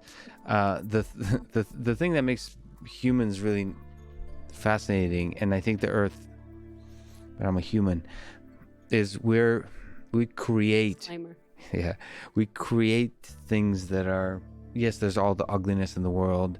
There's all the on the biological, on the chemical level. There's the pollution, but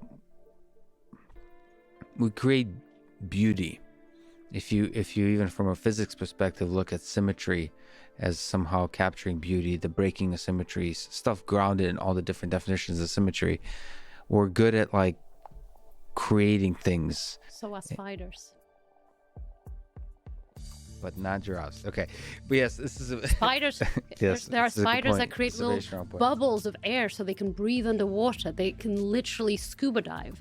There are spiders that can create parachutes so they can glide. Yeah. And talk about symmetry. Look what spiders can do. And I just thought of spiders, but if I was an alien species coming to Earth, there'll be plenty to wonder, and we would just be one of the things. Yeah, clunky. Yeah. Naked monkey. Yeah, the ants might be even more fascinating. The ants. Ants can figure out exactly through some emergent consciousness what the maximum distance between their trash, their babies, and their food is, just from without any of them knowing how to do this. And collectively, they've learned how to do this. If I was an alien species, I'll be looking at that.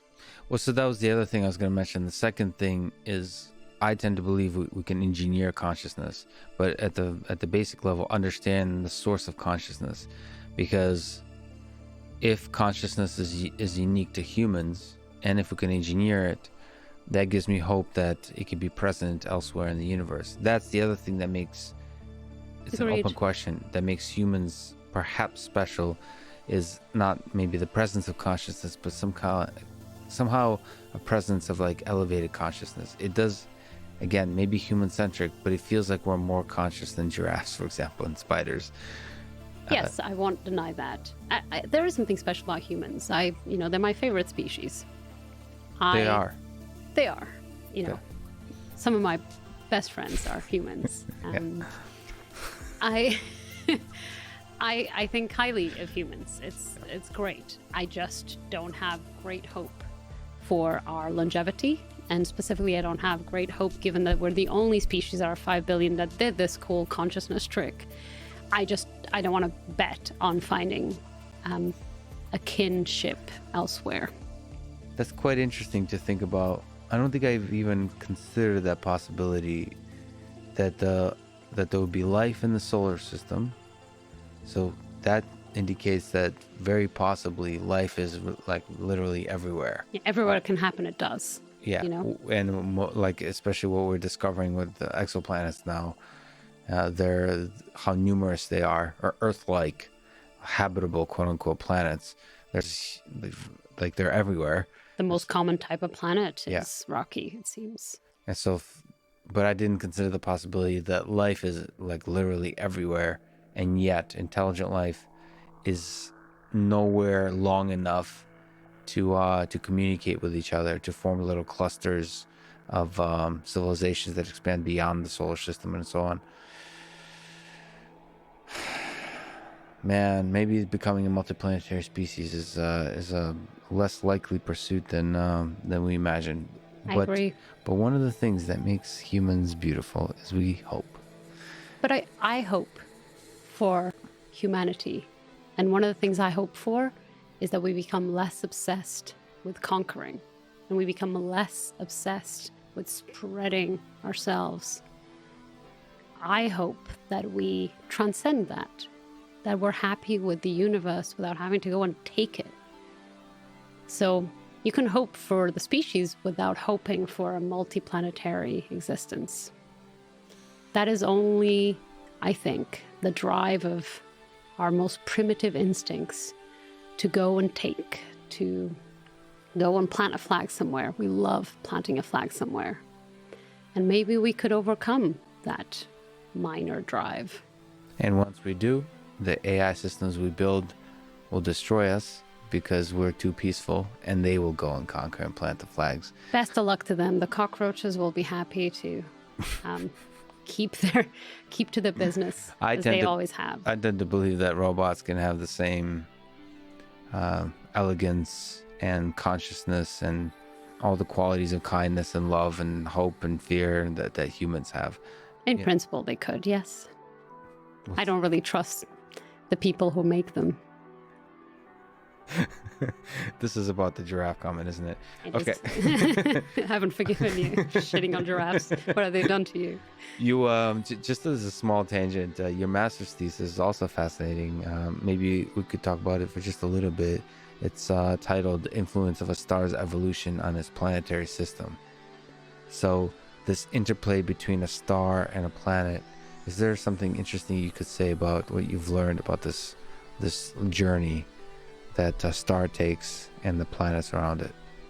Well, when I was younger and I was told what would happen ultimately to the Earth as the sun expands towards a red giant, and Mercury would just like fall in, and then Venus fall in, and the sun doesn't care, and it just seemed so. I felt so small. I felt like the Earth and everything on it. It's just, the universe doesn't care. Even our sun doesn't care. And I think I felt like our sun should feel some sort of responsibility for its planets, you know? Yeah. And it just felt like such a violent and neglectful parent. It's like a parent eating its own children. It's horrible. It's just a horrible notion. But it made me think, what if there's some sort of generation? And so at the time when I was doing my master's, there was a notion of the white dwarf cemetery, which is this idea that when stars become white dwarfs, that death is so horrible that planets, potentially habitable planets that could have been habitable before, they're now gone. There's no chance for life. But then I thought, what if life returns? Now it's a white dwarf. It's calmed down. It's not going to go anywhere. White dwarfs are very stable across universal timescales. And so could you have planets around a white dwarf that could themselves get life again? Life doesn't care. And so my work was basically killing dozens of planets thousands of times. I just ran thousands and thousands of n-body simulations. Well, you simulated this? Yeah, so I simulated the star growing and just eating all these planets up, and just absolute chaos. The orbits of the planets would change as the star loses mass, so you would have Jupiter like planets just crashing into the other planets, throwing them into the sun early. It was terrifying to watch these simulations. It was absolute carnage. But if you run thousands of these simulations, some systems find new balanced ways of staying alive. Some systems post-star death find stable orbits again for billions of years, more than enough for life to originate again. And so that was my idea during that time. That thesis was trying to explore this notion of life coming back, and this idea of the universe doesn't care if you're here or not, and it will go about its business. You know, Andromeda will crash into us and doesn't care. No one cares if you're alive in the universe. And so letting go of that preciousness of life I found very useful at that stage of my career. And instead, I just thought, what if life is inevitable? It doesn't matter that it came by 4 billion years ago. It can start again 4 billion years later. And maybe that is nice. Maybe that's where hope lies, the phoenix rising everywhere. Planets being destroyed and created, and we're here now. And others will be more or less here-ish billions of years later. So accepting the cycle of death and life, and And not taking it personally. Not taking it personally. The sun doesn't owe us anything. Yeah. It's not a bad parent. It's not a parent at all. Yeah. I was looking at the work of Freeman Dyson and seeing how this universe eventually will just be a bunch of supermassive black holes before they also And a evaporate. bunch of tiny black holes too. Yeah. Absolute Black quiet. holes. Everyone, all the black holes, a little too far away from one another to even interact, until it's just silence forever. But until then, many, many cycles of death and destruction and rebirth. And rebirth.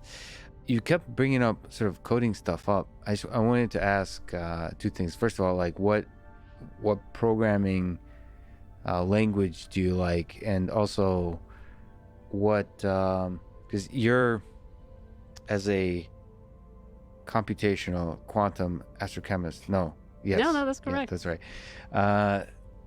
You're kind of you could say you're actually understanding some exceptionally complicated things. With one of the things you're using is the tools of computation, of programming. Is there a device you can give to people? Because I know quite a few that have not practiced that tool and have fallen in love with a particular science, whatever it's biology and chemistry and physics and so on. And if they were interested in learning to program and learning to use computation as a tool in their particular science, is there advice you can give on programming, and also just maybe a comment on your own journey and the use of programming in your own life? Well, I'm a terrible programmer. A lot of scientists, their programming is bad because we never learned formal programming. We learned Interesting. science, physics, chemistry. And then we were told, oh, you have to get these equations modeled and run through a simulation. And you're like, oh, okay, so I'm going to learn how to code to do this. And you learn just as much as you need to run these simulations and no more. So they're rarely optimized. They're really clunky. 6 months later, you can't read your own code. Yeah. My variable names are extremely embarrassing. I still have error messages for different compilation errors that say things like, at least your dad loves you, Clara. You know, it doesn't help me at all. There's like humor. Yeah. Yes. Just like you suck at coding, but there's other things in your life. So I'm a bad programmer. And so, you know, if that will give hope to anyone else who's a bad programmer, I can still do pretty impressive science. Yes. But I think I started learning MATLAB and Java when I was in college. It did me no good at all. It has not been particularly useful. I learned some Fortran.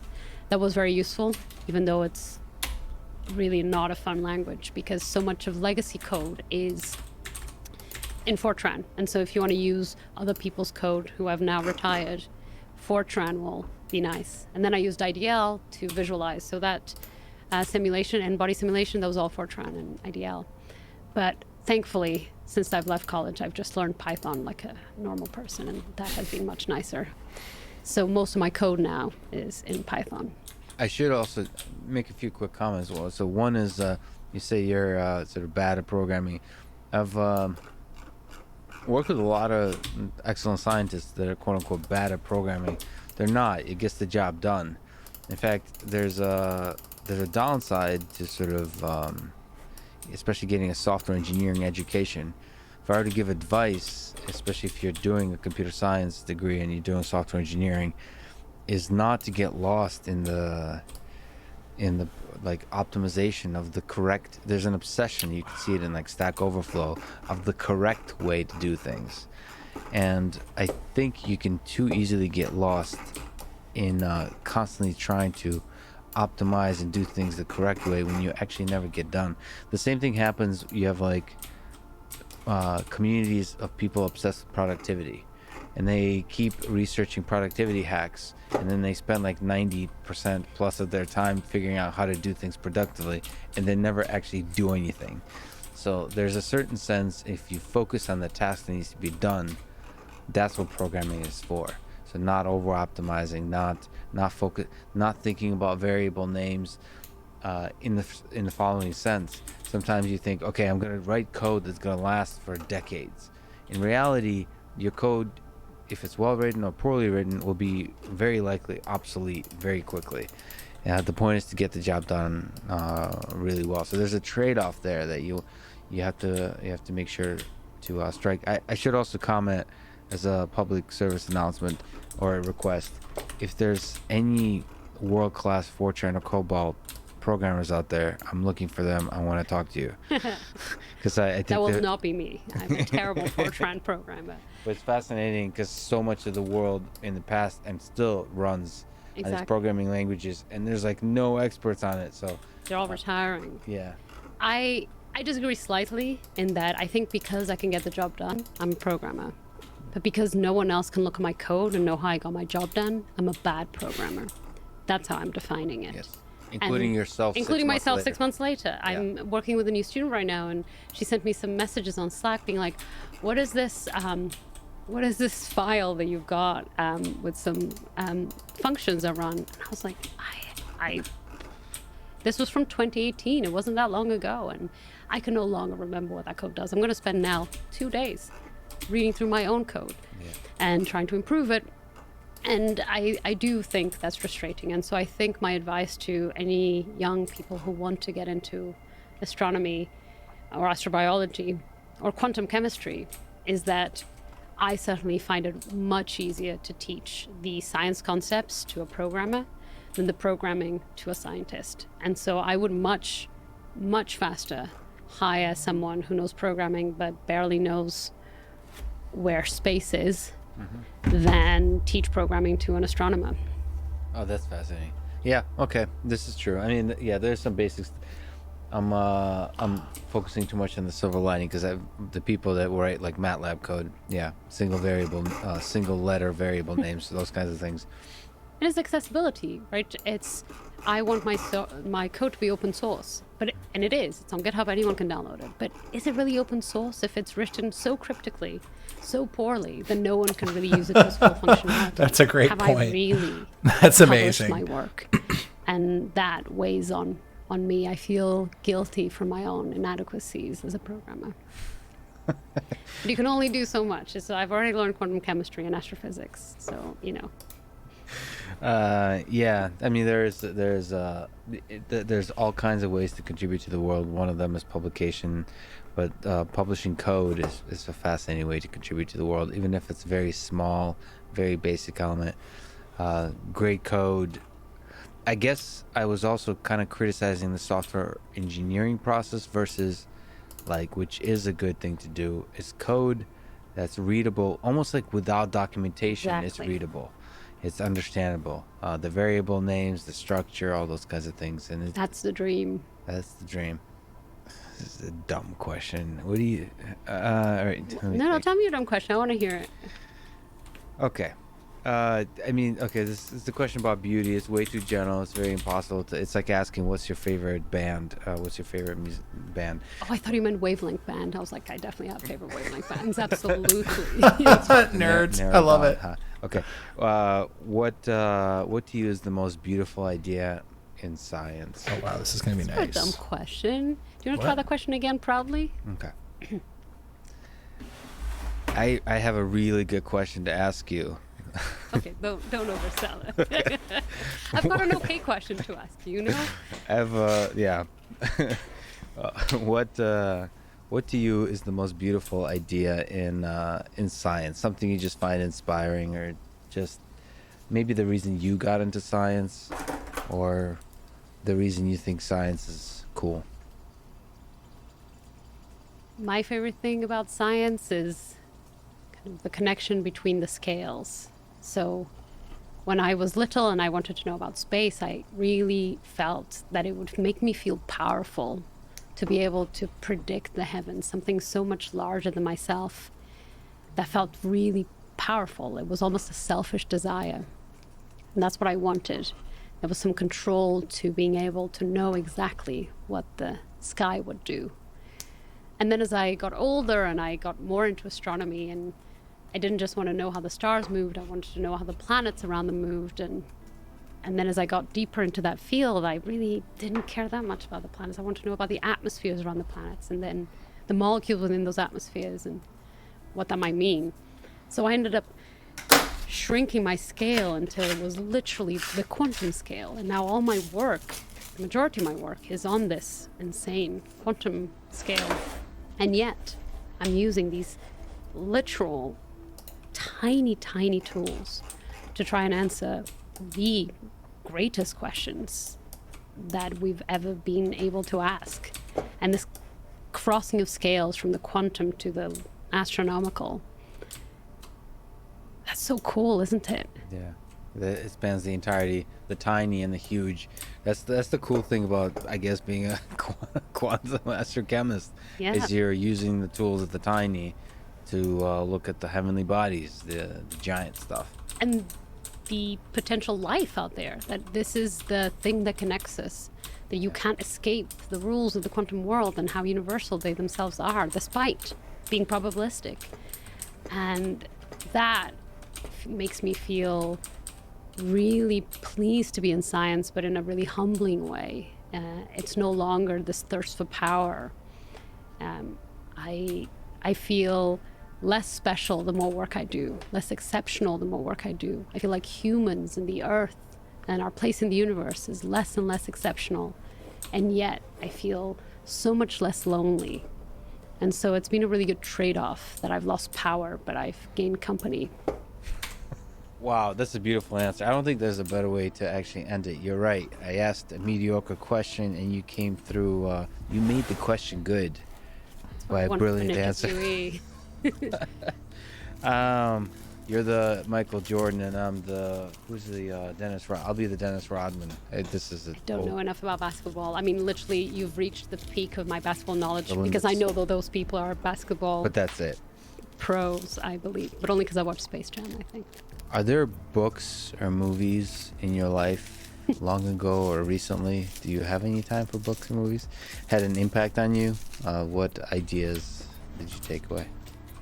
I absolutely have time for books and movies. I try as best I can to not work very hard. I mostly fail, I should point out.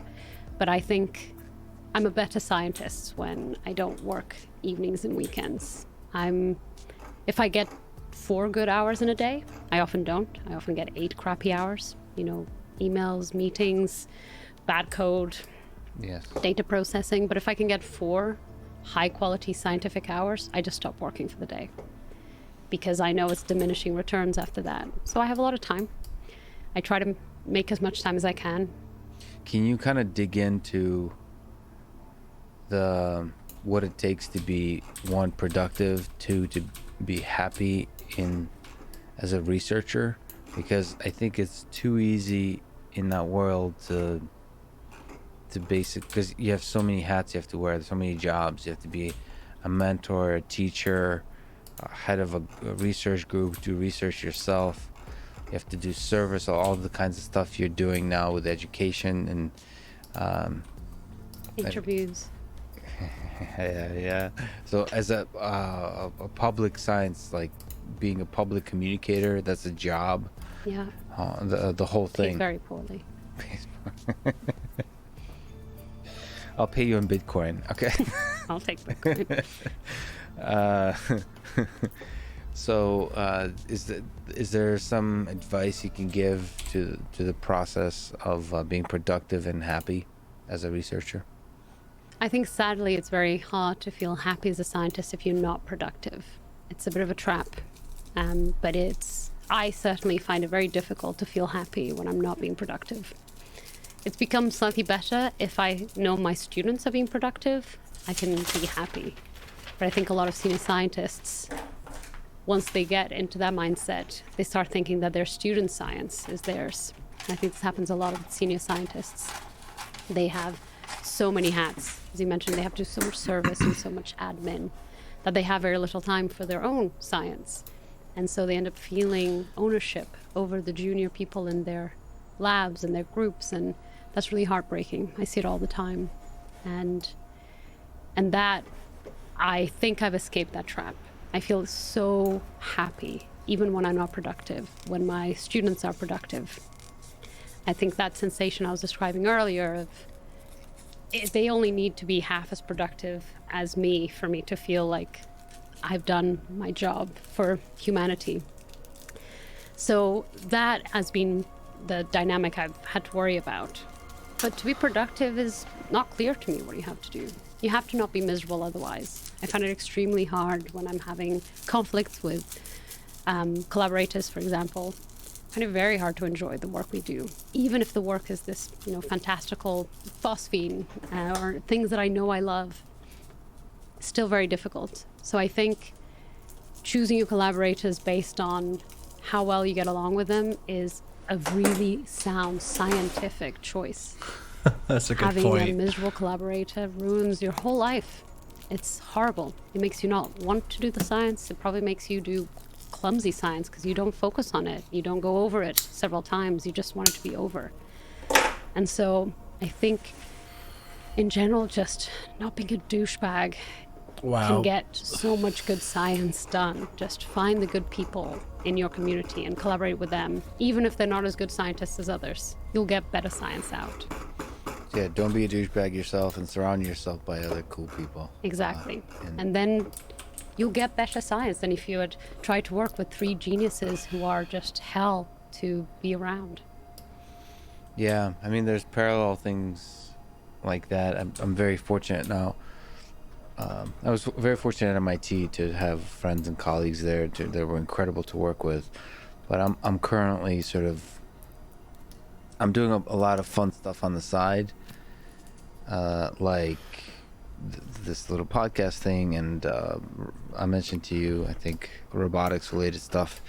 I was at just at Boston Dynamics yesterday checking out their robots, and I'm currently, I guess, hiring people to help me with a very fun little project around those robots. You want to put an ad in? No, I have more applications I can possibly deal with. There's thousands. So it's not an ad, it's the opposite. It's like we need to put an ad out for someone to help you go through the applications. Well, that too is already there. That over 10,000 people applied for that. An infinite Matryoshka doll of application management. But the point is, it's not exactly. The point is, like, what I'm very distinctly aware of is life is short, and productivity is not the right goal to optimize for, at least for me. The right goal to optimize for is how happy you are to wake up in the day and to work with the people that you do, because the productivity will take care of itself. Agreed. And so, like, it's so important to select the people well. And I think one of the challenges with academia, as opposed to sort of the thing I'm currently doing, is like saying goodbye is sometimes a little bit tougher, because really tough. Your colleagues are there. I mean, goodbye hurts, and then if you have to spend the rest, for many years to come, still surrounded by them in the community, it's tougher. It kind of puts extra pressure to stay in that relationship, in that collaboration, and in some sense that makes it much more difficult, but it's still worth it. It's still worth it to break ties if you're not happy, if there's not that magic, that dance. I talked to Go, Joe. There's What a up? guy Hello. Thank you for joining. Daniel Kahneman. Oh, I know. Danny Kahneman. Danny, yeah. Just Boy, did spending some time flying through the universe and listening to some cool folks talk about space. that guy make me realize, like, what a great collaborator is. Well, he had Tversky, right? Yeah, but so they had a really deep collaboration there, but like I collaborated with him on a conversation and like just like talking about I don't know what we were talking about. I think cars, autonomous vehicles, but the brainstorming session, I'm like a nobody, and the fact that he would, with that childlike curiosity and that dance of thoughts and ideas and the push and pull and the like. And the lack of ego, but then enough ego to have a little bit of a stubbornness over an idea and a little bit of humor and all those things. It's like, holy shit, that person. Also, the ability to truly listen to another human. It's like, okay, that's what it takes to be a good collaborator. It like made me realize that I've been very fortunate to have cool people in my life, but there's like levels even to the cool. Yeah, I don't think you can compete with Danny Kahneman on cool. He's just incredible. But it was like, okay, like, I guess what I'm trying to say is that collaboration is an art form, but perhaps it's actually a skill. Is allowing yourself to develop that skill, because that's one of the fruitful skills. And praise it in students, you know, and I think it is something you can really improve on. I've become a better collaborator as the years have gone on. I don't have some innate collaborative skills. I think they're skills I've developed. And I think in science, there's this really destructive notion of the lone wolf, the scientist who sees things where others don't, you know, then that's really appealing. And people really like either fulfilling that or pretending to be fulfilling that. And first of all, it's mostly a lie. Any modern scientist, particularly in astronomy, which is so interdisciplinary, any modern scientist that's doing it on their own is doing a crappy job, most likely. Because you need an independent set of eyes to help you do things. You need experts in the subfields. Let's to check that out. But most importantly, it's just a bad idea. It's not. It doesn't lead to good science, and it leaves you miserable. I had some work that I was avoiding, and I thought maybe I should pursue this scientific project because I don't care enough about the outcome, and it's going to be a lot of hard work. And I was trying to balance these two things. It's going to be really difficult, and the outcome is that maybe 10 people will cite me in the next decade, because it's not. No one's asking for this question to be answered. And then I found myself working with this collaborator, Jason Dittman, and I spent a whole afternoon, hours with him working on this, and time flew by, and I just felt taller and like I could breathe better. I was happier. I was a better person when it was done. And that's because he's a great collaborator. He's just a wonderful person that brings out joy out of science that you're doing with him. And that's really the trick. You find the people that make you feel that way about the science you're doing. And I think this is it. And you stop worrying about being the lone wolf. That's just a terrible dream that will leave you miserable, and your science will be shit. And since I'm Russian, just murder anybody who doesn't fall into that. There's A. We're looking for collaborative relationship. We were talking about books. Books, yes. Is there books, movies? Why was I talking about my productivity? Oh, you said you maybe don't have time for books and movies. Yes. And you said you must make time for books and movies. Make time to not work. Galileo. Make time to not work, whatever that looks like to you. But there's plenty. When I was younger, I found a lot of kind of my scientific fulfillment in books and movies. Now, as I got older, I have plenty of that in my work, and I try to read outside my field. I read about Danny Kahneman's work instead. But when I was little, it was Contact, the book, the Carl Sagan book. It's pretty cool. I really thought I was just like Ellie. And I was going to become Ellie. Really resonated with me, that character, and the notions of life and space and the universe.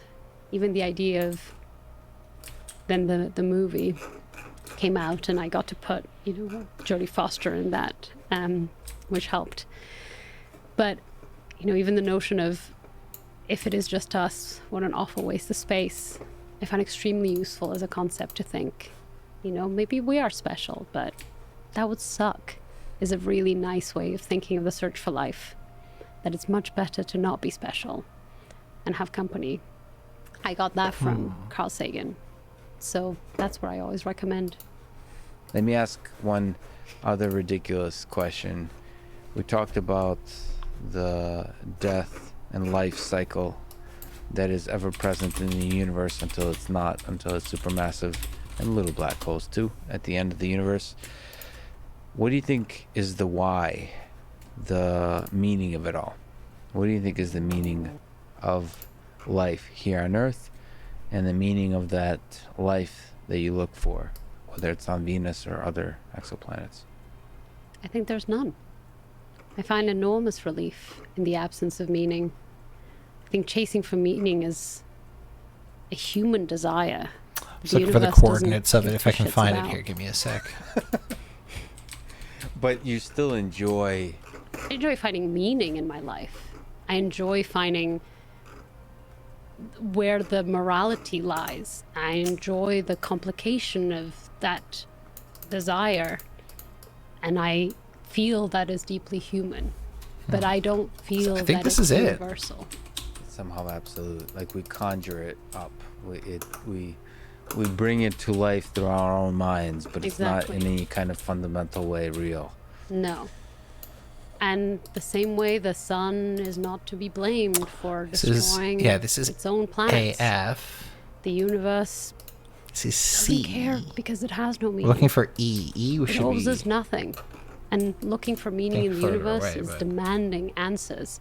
Who are we? We're nothing. That's We don't get A. to demand anything. And that includes meaning. And I find it very reassuring. Because once there is no there's meaning, B. I don't have to find it. Yeah. Once there's no meaning, it's a kind of freedom in a way. You sound a bit like I'm happy about it. This isn't a depressing outlook as far as I'm concerned. it's happiness. Yeah. So, I mean, there's I don't know if you know who Sam Harris is, but he, despite the pushbacks from the entirety of the world, really argues hard that that free will is an illusion.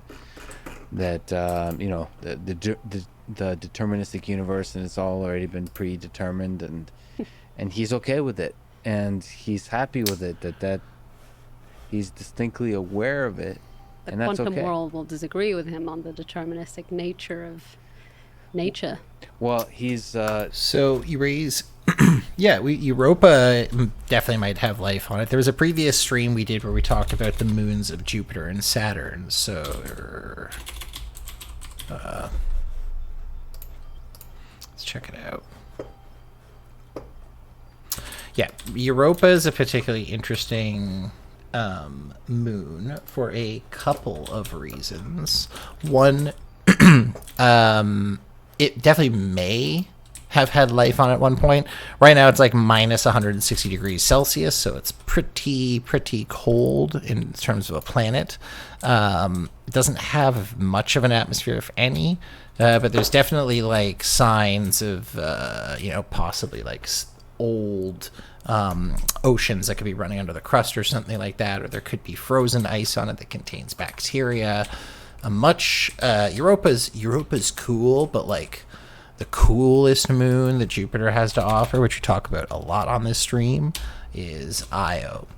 Io is particularly fascinating for several reasons. One, it is the most volcanic object in our solar system. The volcanoes on Io are so intense that they actually spew into space. The magma actually just like leaves the planet because the eruptions are so powerful and violent. So Io is a very fascinating object for us to look at in terms of how volcanic activity occurs on, a little globe like this. What's also interesting about Io is it has a oblong, it's not a perfect circular orbit around Jupiter. And there's a couple of the moons that have a more oval like orbit. So if we turn on time, I'm just gonna try and slow this down for a second. So if you watch Io, right, what's actually happening is it's getting, during certain periods in its travel, it's getting closer and further away from the massive supergravity of Jupiter. And what happens is it literally gets squeezed. So as the gravity gets more intense, the planet gets crushed and condensed and causes all the magma to like explode. And then as it moves a little bit further, everything kind of cools down, the surface cools over, and then it just does this dance over and over again. So it's a super fascinating object as far as moons in space go. And then yeah, Titan. Titan we can look at for sure. That's near Saturn. So if we check out Titan real quick, Titan's interesting because it certainly could have, I believe it has a nitrogen and methane atmosphere, and those particular chemicals could be precursors for life. There definitely could be perhaps oceans on it. Not super clear on that just yet. Where was there's Io, there was Titan, there was another one that has a really interesting atmosphere as well. But Saturn is just like one of the absolute like coolest planets. Like Jupiter's big and badass, don't get me wrong. But your boy Saturn, he knows what's up.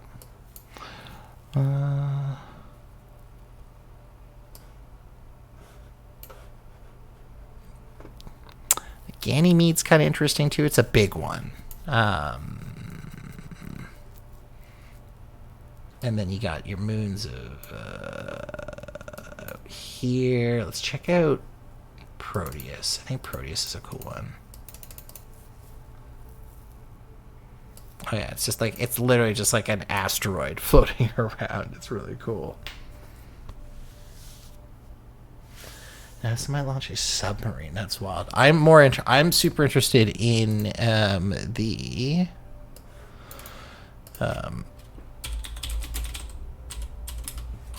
James Webb Space Telescope. This is something they've been working on for years and getting launched. It is going to completely change the game in terms of our ability to map out space.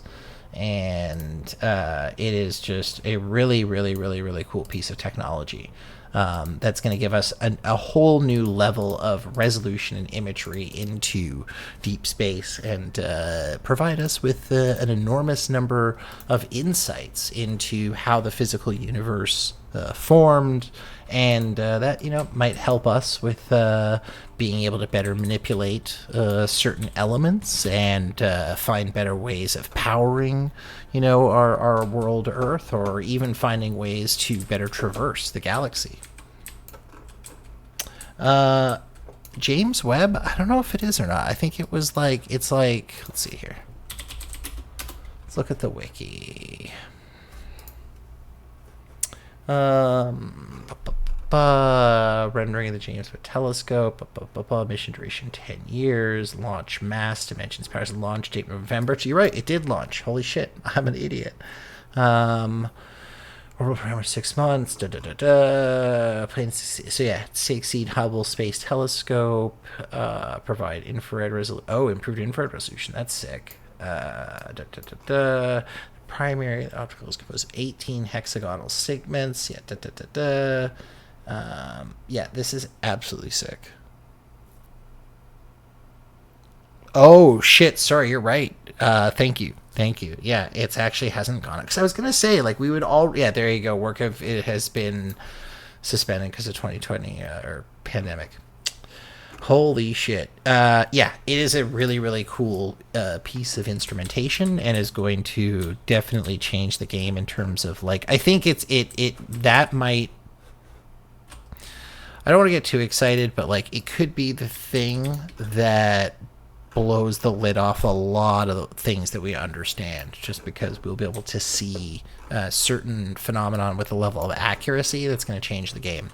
It could blow a lot of our assumptions out of the water too. There could be a lot of things that we just assume are like, oh yeah, we're like pretty sure like this happens this way or that happens that way. But when we get to like, you know, get better binoculars that can see farther, we're like, oh shit, like no, it actually works this way because like we really just couldn't see it very well, you know.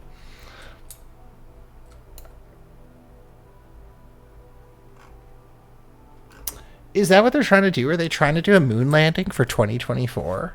Because that would be wild.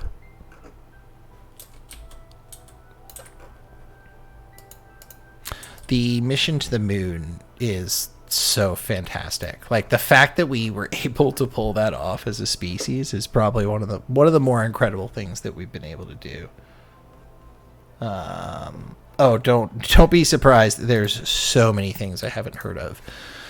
It's part of the purpose of the whole channel is to enjoy space and learn and like look shit like this up. 2024 moon mission. Artemis. No shit.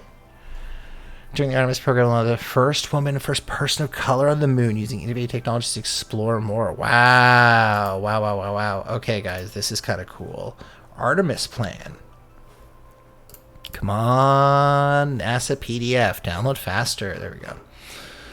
All right. Introduction. Single course to the moon. Okay. Cool. Okay, I think this is what we want. Okay, 2021 on the first commercial lunar payload services. Okay. Viper, the Skull Corporal, will be the first to investigate lunar polar soils. Okay. Okay, this is cool. So there's an unmanned maiden flight. Will verify spacecraft performance and test around its heat shield during its flight. Okay.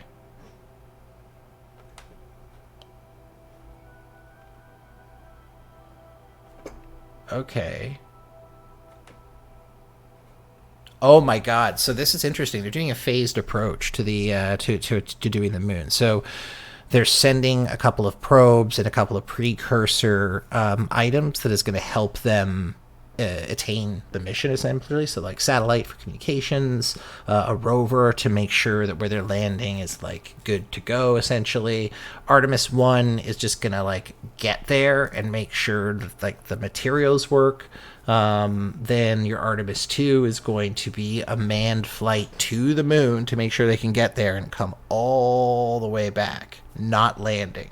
And then once they verified that all of that goes well, they actually launch out an Artemis 3 in 2024 and land on the moon. This is sick. I mean, maybe I kind of knew about this and I have no idea like how it got past me, but I really, really hope that they're still doing this, that this has not lost any steam, because it would be so sick. Yeah, this is rad, man. Very cool. Thank you for the recommendation here. That's going to be another interesting conversation for future Tech Talks. Speaking of future Tech Talks, guys, I'm really excited to get into some fun security related stuff. We're going to be going through, this isn't tonight, but on next week's Tech Talk, we're going to be going into Kali Linux. We're going to be talking a little bit about how to make yourself a less attractive target for hackers, how you can obfuscate your identity a little bit online, and if you're ever interested in being able to look up certain things about either yourself or people that you care about, and you want to give them advice on how to protect themselves, we're going to have some good advice there. We're also going to be doing a simulated password attack against a encrypted password database, and we're going to demonstrate how hashed passwords can be hacked relatively simply if they're not very complex, and how increasing your password complexity is actually going to improve your sort of take you up the rung of the tree of fruit, right? They always say they want to go after like the lowest hanging fruit. So like, yo, get your fruits high, guys. Get your high fruits. Get your high fruits. I think that's going to be it for tonight. Everybody, thank you for joining. Thank you for sticking around. If you're new, please don't subscribe. Please come back, but you don't have to do all that bullshit. We just like having you guys around. It means a lot. I'm going to sign off, but I hope everyone has a lovely evening. Take care. Stay out of trouble. And as I always like to say,